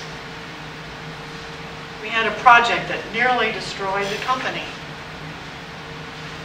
And it was because of commitment. You know, when the managers gather in a room and they're trying to make a no-go decision, this always comes up. Well, we've already invested $10,000, and that's when the dollar was really worth something. We've already invested $10,000 in this. Well, we can't stop now. Commitment, consistency. 6 months later, well, we've already invested $50,000. We can't stop now. Well, we've already invested $100,000. We can't stop now. We've already invested $1 million. We can't stop now. Where does it stop? In Agile development, you stop at the end of each iteration and you say, let's change. And there are questions that you ask, and one of them is this. If I were just starting this project, knowing what I know now, would I do it? Not based on what I have invested, but if I were just starting now, knowing what I know, would I continue?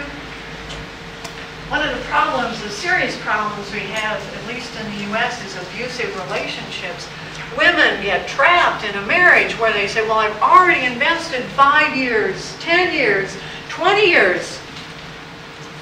Why would I want to give that up? Commitment, consistency. Once we've taken a step, and the longer that goes on, the stronger the pull it is to continue doing that. It's what keeps us from our bad habits. Not only personal bad habits, but team habits, that we've always done it this way. Corporate habits, we've always done it this way. Sometimes that's where some of our best practices come from. We don't even examine those. We've always done it this way. Questions on commitment? What's the get it in writing point? Oh, to ask yes, yes, if you can get somebody to write that, it's even stronger. Even stronger. So Yes? where does it leave you if you've invested, let's say, a year of effort in influencing your organization to go in a particular direction with the project, and you get to the end of the cycle, and suddenly you realize that, whoa, this is the wrong road to go down, and my personal reputation in the company is tied to this project. Yep. Do I fall on my sword? Or do I keep pushing and make it somebody else's problem? I can remember there's a famous quote that says, nobody ever got fired for buying IBM. So there are certain things in organizations that you get trapped into doing, not because it's the right thing to do, but so that you protect your reputation or your job, and we all get caught into those. And honesty, integrity, nobody ever puts those on the table. Is this the right thing to do? Are we asking the right questions? It's that there's investment here. And that happens all the time. That is a very difficult question. And I think there is no easy answer to that. I certainly wouldn't tell you what to do. Because that's exactly why it happens. That's why there's a reluctance to shift to, say, Agile, even though it might be a good thing to do, even though we don't have good experiments to show that, because that's a risk. Now, if I get on the Agile bandwagon, now my career is on the line. Everyone will know. If it fails, everybody always wants somebody to blame. So, you're going to step out there? It's a risk. Absolutely. So you put your finger on why these are not trivial things. And especially, I think, in a situation like that, what your brain would do would just be override any of this. Say, no, there are good reasons for continuing. It's called cognitive dissonance. Your brain wouldn't even have that debate. That discussion would not come up. It would say, I got to protect my job at some level. I got to protect my job, so I'm not saying anything. You wouldn't be conscious of that. You see what I'm saying? Oh, absolutely. Yeah. Absolutely. It comes back to the whole question that you started with. Yeah. Is about values. So Cialdini actually spends a fair amount of time on ethics.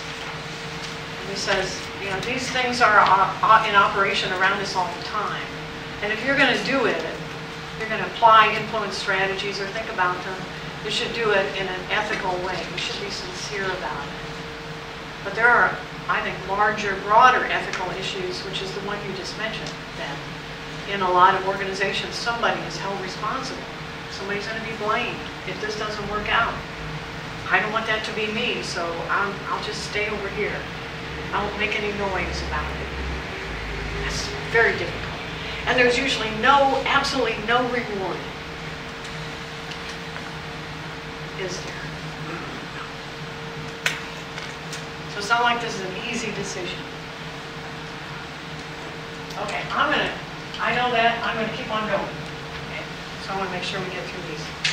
So we just had what I think is the most powerful is commitment and consistency, but this is the scariest.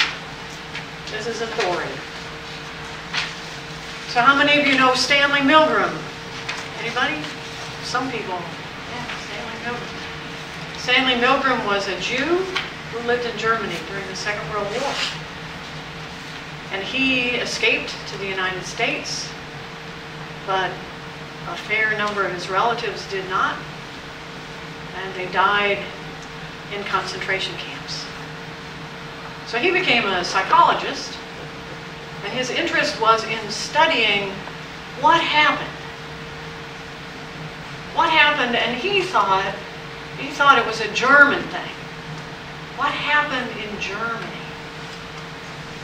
So he created some experiments with the idea that he would prototype them, and then he would travel to Germany after the end of the war, and he would find out. That was his goal. What happened? What happened in Germany? And interestingly, what he learned from the prototypes told him that he didn't have to go anywhere. He could just stay right at Yale University and learn all that he wanted to know about what happened in the Second World War. Now, when someone develops an experiment in psychology, they have to have it approved.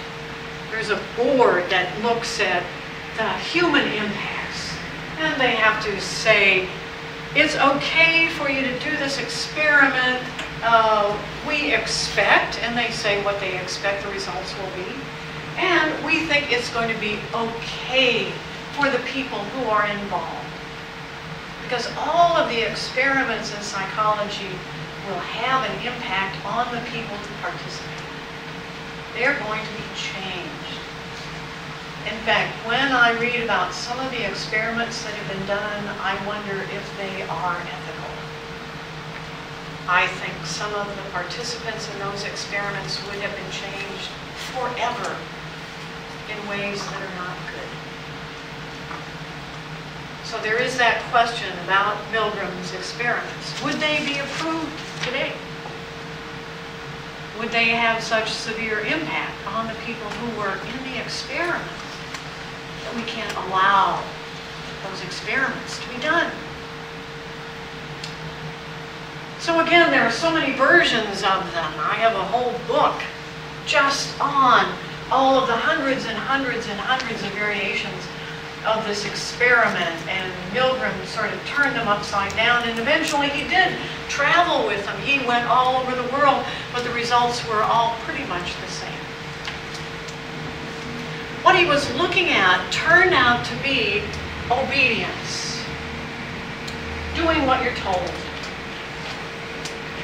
As a strategy, it's called authority. That we follow someone in authority. We do what we're told.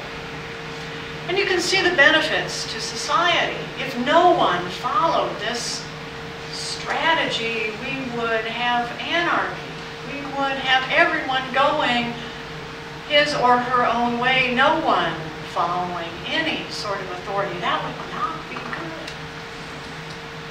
So like the other strategies, there are benefits here. This is not a totally evil or bad thing. So what were the experiments? Well, they revolved around two subjects who came into, in the beginning, Yale University. And it's interesting that in a lot of psychological experiments, there's an illusion. The people who are in the experiment don't really understand everything. They're told some things, but they're not told everything. So in the beginning, the two people who walk in for their appointment are apparently both random people who were chosen for this experiment. But in reality, one of them is, and since you know the word, I can use it, one of them is a shill. That means an actor, somebody who's paid to participate in the experiment, and there's only one real subject. But in the beginning, the experimenter, who is in some versions wearing a white lab coat, looks very official, usually has a name tag that says Dr. Brown, some sort of official title. The experimenter explains to the two people, this is about learning. One of you will be a learner and one of you will be a teacher. Now let's just pick a number, and so some sort of random game is played where one of them, the subject, thinks. One of them is randomly chosen to be the learner, and one of them is randomly chosen to be the teacher. In reality, the shill is always the learner. And the real subject, the innocent, if you will, the one who doesn't really understand what's going on, the real subject is the teacher. So the experimenter explains to the teacher. Now, the learner will be in a chair over here. And what we're going to do is to see if we can improve how the learner learns. So you, as the teacher, will stand and read from a script where you will ask a question and then the learner will respond. And if the learner gets the correct answer, fine, you will just move on to the next question. However, if the learner makes a mistake, it will be your job, and this is really what the experiment is all about. It will be your job to, well, did you notice this machine? You see it has a lot of dials and knobs, and it will be connected to the learner so that by adjusting the settings on this machine, you can give a shock, an electric shock to the learner. And in the beginning, it will only be a small shock, maybe 10 volts. And as the learning progresses, if there are more and more mistakes, well, it will be your job to turn up the dial. And you can see the dial goes up to 450 volts. Now, in the beginning, remember the approval board said, "Oh, Milgram, this experiment of yours, it's not going to show anything. You're saying that ordinary people will come in and will, when this is random, I mean, I could be here or I could be here. This is a random choice. Will turn up the dial? For what? Answering a question just from a script? Will turn up the dial? And will administer increasing shocks? No. No. It won't happen. Now, if we're not careful in our screening, we might get a sociopath in here who would go all the way to 450, but an ordinary person, oh no!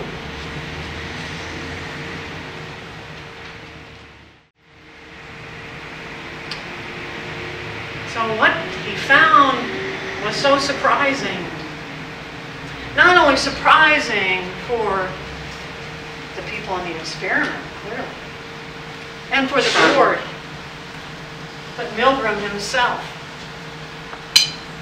Because what he saw was that a statistically significant number of people, and the percentage varied. Remember, this experiment was repeated a number of times, and they changed some of the variables. But about 2/3 to 3/4 of the ordinary people would go all the way to 450 volts. To inflict pain on an innocent. Someone who could have been them easily if the cards had gone the other way. Remember, our learner is an actor, so at times when the voltage began to increase, the learner would say, "Wait, no, stop, stop. I don't want to go on anymore." And the teacher, obviously distressed, crying himself at times, would say to the experimenter, I think we should stop. I think he's in pain. I don't want to go on." And the experimenter would say, no, you must go on. This is for our experimental data. Please continue. And so the ordinary people would go all the way to 450 volts. So surprising. Because what that is saying is that you would do that. I would do that. Given the right circumstances, someone in authority, Dr. Brown, Colonel Green, Captain, Major, and you would do it. So it's a toss-up, I think. Because we like to believe that those people who do bad things to others, to innocents, who kill innocent people, who torture innocent people, they're bad. Those are bad people. Those are evil people. Not like us. You're good. You're good people. So is it more comfortable to believe that, all right, there are evil people and then there are good people, or no, we are all good or evil? It depends on where we are. It's difficult. It's not a good thing to learn about ourselves. Ordinary people would do such a thing. And interestingly enough, and afterwards in the debriefing, they would say to the teacher, how was that for you? You know, he was just acting. This wasn't real. There was no real electricity, so you don't need to feel bad. And the teachers in many cases would say, oh, it's all right because I think he deserved it.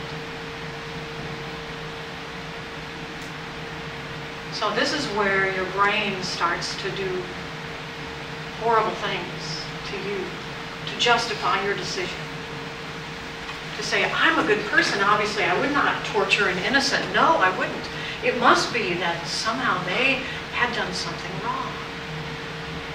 So all the studies of torture that involve innocence also had this little extra piece at the end that says your brain can't stand it to think that you would do that. It wants to believe that you are good, and so it will say there must be something bad about, and then we start to call them those people. They must have done something. They must be bad people somehow. I'm sorry to have to tell you this story.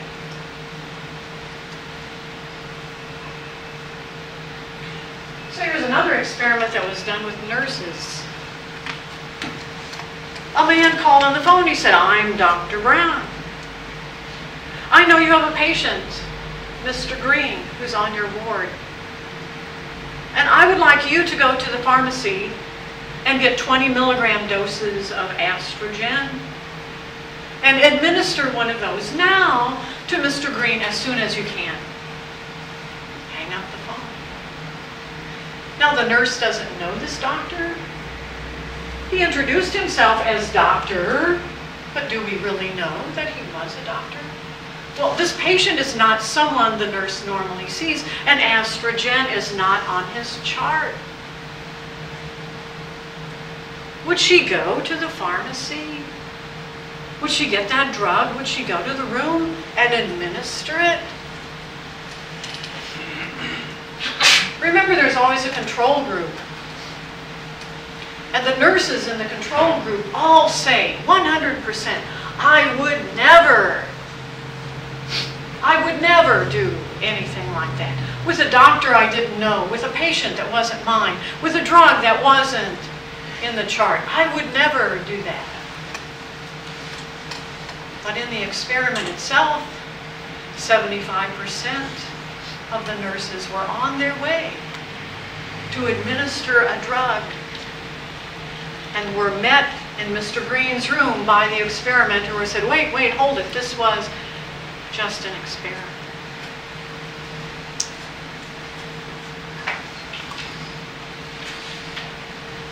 So if you really want to see horrible, frightening things about what people can do, there are so many examples on the web, but this one has been called to my attention just recently. I was in Europe for a couple of months, and everybody kept saying, well, you should say something about the wave. You should say something about the wave. So I said, okay, you can actually see this on YouTube.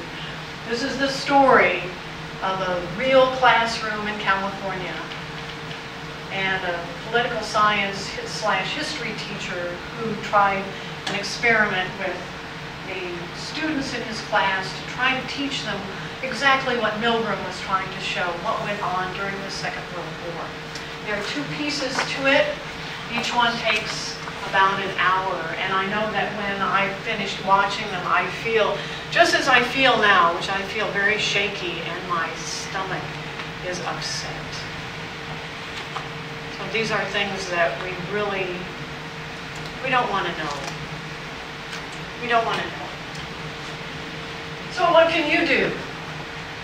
One of the things that we know is that credentials are an important part of authority. If somebody believes you have a PhD, for instance, there are actually experiments that were done with graduate students introducing a guest lecturer. And when he was introduced as another graduate student, and then to another class as a visiting professor, and to another class as someone who was working on a postdoctoral, and someone who had won a Nobel Prize, that in the survey at the end of the lecture, the students thought that the visitor, even though it was the same visitor in all the different classes, he was taller. In fact, he grew almost 3 inches from graduate student to Nobel Prize winner. So we ascribe special powers, even height, to people who have credentials, signs of authority. So, establish credentials. Say, I've been doing this for 10 years, or something that says, I have a great deal of experience. I know what I'm talking about. That's why you should pay attention to me. And then the pattern in fearless change is called Big Jolt. Someone comes in from the outside with an impressive array of credentials or have written 6 or 8 books. We are influenced by that. So I would caution you, someone says, I've written, in fact, sometimes the opening slides have a panorama. Here are all the books I have written, to wonder about that. Just be aware. When some famous person gives you a recommendation, you tend to take it a little more seriously than just an ordinary opinion. This is a famous person. This is someone we should pay attention to. Okay. I know that was probably the most difficult.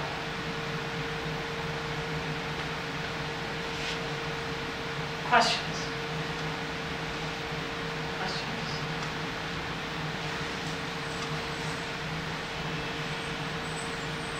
What's the advantage of admitting weakness first?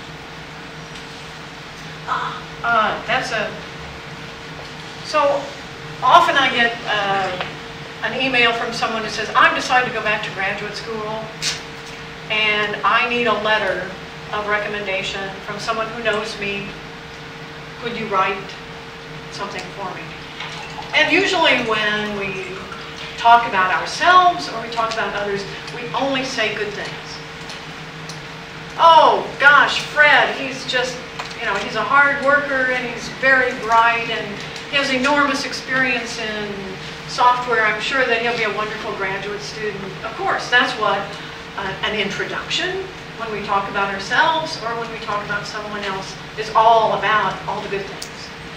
But what experiments have shown is that if we slip in some little tiny, almost insignificant negative thing, it makes the whole presentation look more credible.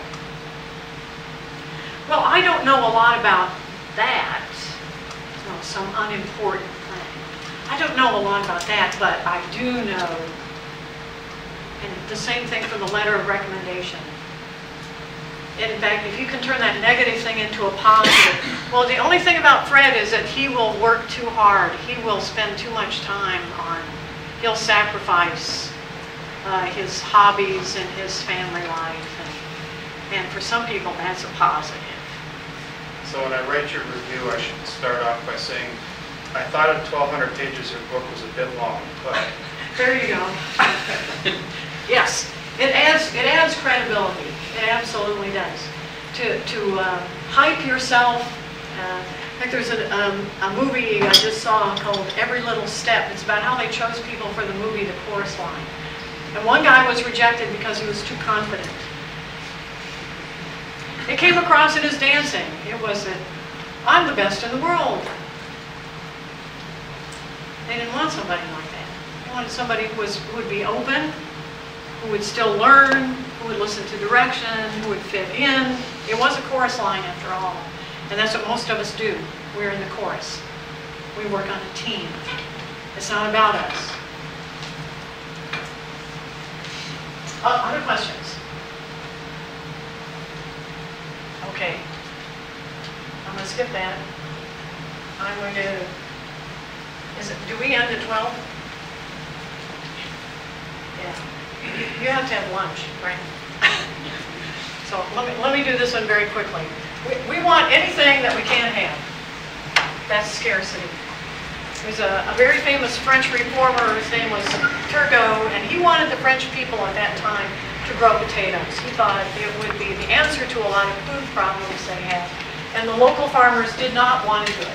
They were not interested, they didn't like potatoes, they said this is not a good idea. So Turgot was a master of influence, like Dale Carnegie, and he said, all right, we're going to start growing potatoes, but only selected, state-approved, experimental farms will be chosen to grow potatoes. No one else, just these farms. And of course, right away, they all said, well, I want to grow potatoes. So we're all drawn by, I have a good friend who was always falling in love with married men. And then there was the priest, and the guy was serving a life term in prison. I don't know what it was. So we want what's unavailable to us. So scarcity is a powerful pull. Whenever we ban anything in the United States, a book or a publication or a speech, everybody knows that millions of people are going to run out there and buy it or try to get a hold of it. We want it as soon as, or we're interested in it, or we're influenced by it if we know we can't have it. When the jury has said, all right, the judge is going to rule that last testimony is inadmissible, so the jury will disregard the testimony they just heard. And what we know, of course, is that testimony turns out to be the most influential piece of information that the jury has. So it's definitely a way of saying, all right, pay attention to that. I won't tell you the story about the car salesman. So how can you use this? If it's genuine, we're on our last version of this product. If you don't sign up by the end of November, you can't have it. I told my husband I want a pair of Bose headphones for Christmas, and I said, if you buy it through the US Air site, we can get 1,200 free miles, but you got to do it by the end of November. So get my Christmas present before the end of November. Reducing the time to make a decision. I have to know by. There's pressure. And then, of course, if anybody does that to you, so I never buy anything if somebody says, well, now you have to decide today. If you're going to buy this extra insurance or this maintenance contract, you have to buy that today, or the offer isn't good. I never buy it, if those are the terms, because I know they're using that influence strategy on me. So these are the 6 strategies. And I don't want you, so maybe this is the most important part of the whole tutorial, is I don't want you to go crazy. When you walk out of the room, I don't want you to start dividing the world up into those people who are trying to influence you or move you in a direction you don't want to go, and those who are okay. Because the world is too complicated. How many of you have heard of John Stuart Mills? Yeah. Look when he died, 1873. So according to the books, haven't done exhaustive research on this, but there was a time when very intelligent, and they were mostly men, but not all, knew everything there was to know. So they were scientists, they were philosophers, they were almost all theologians. They studied everything. And it was possible for people at that time to know all there was to know. So he was the last. Now, what we know is that the information we face is exploding. Most information is less than 15 years old, and in our field, the amount of information doubles every 3 years. It's impossible for us to make, even if that rational model were true, to know enough about every single decision so that we wouldn't be swayed by the number of choices or what other people are doing or whether or not somebody gives us a gift. It's impossible for us to be entirely rational. So these things that Cialdini identified are called shortcuts. And they're hardwired. That means that at one time, they had some kind of evolutionary benefit. It was to our survival advantage. We survived. Our ancestors used this, and they survived so that ultimately we would be born. So the idea of deferring to authority may seem frightening, but it enabled some great-great-great-great-great-great-great-great-grandparent of ours to survive and eventually produce us. So these shortcuts work almost all the time. They're very good. They help us make the best possible decision given the overwhelming amount of information that we have. So don't get too concerned. Don't go crazy. What I want you to do is to realize that there's more to the world of decision making than simple, rational argument. And that most technical people, and I'm including myself in that category, had only that simple tool. If I just logically explain it, I will convince you. That works only in a very small part of the world for early adopters when they are open to your idea. For everyone else, it's not effective at all. So now you've got 6 more tools in your toolbox, and they are just that. They are things you can choose to use or not. You can use them for good purposes or bad. They are not in themselves evil, just more strategies or techniques. So I know you don't want to miss your lunch. That's very important. That's a strategy, actually. So I hope it's been a worthwhile morning for you. Have you learned a few things? And that you're not too depressed? Good. So I'll be here for the rest of the conference, and if you have questions, please, we can talk and see how things are for you. So thank you for being here today.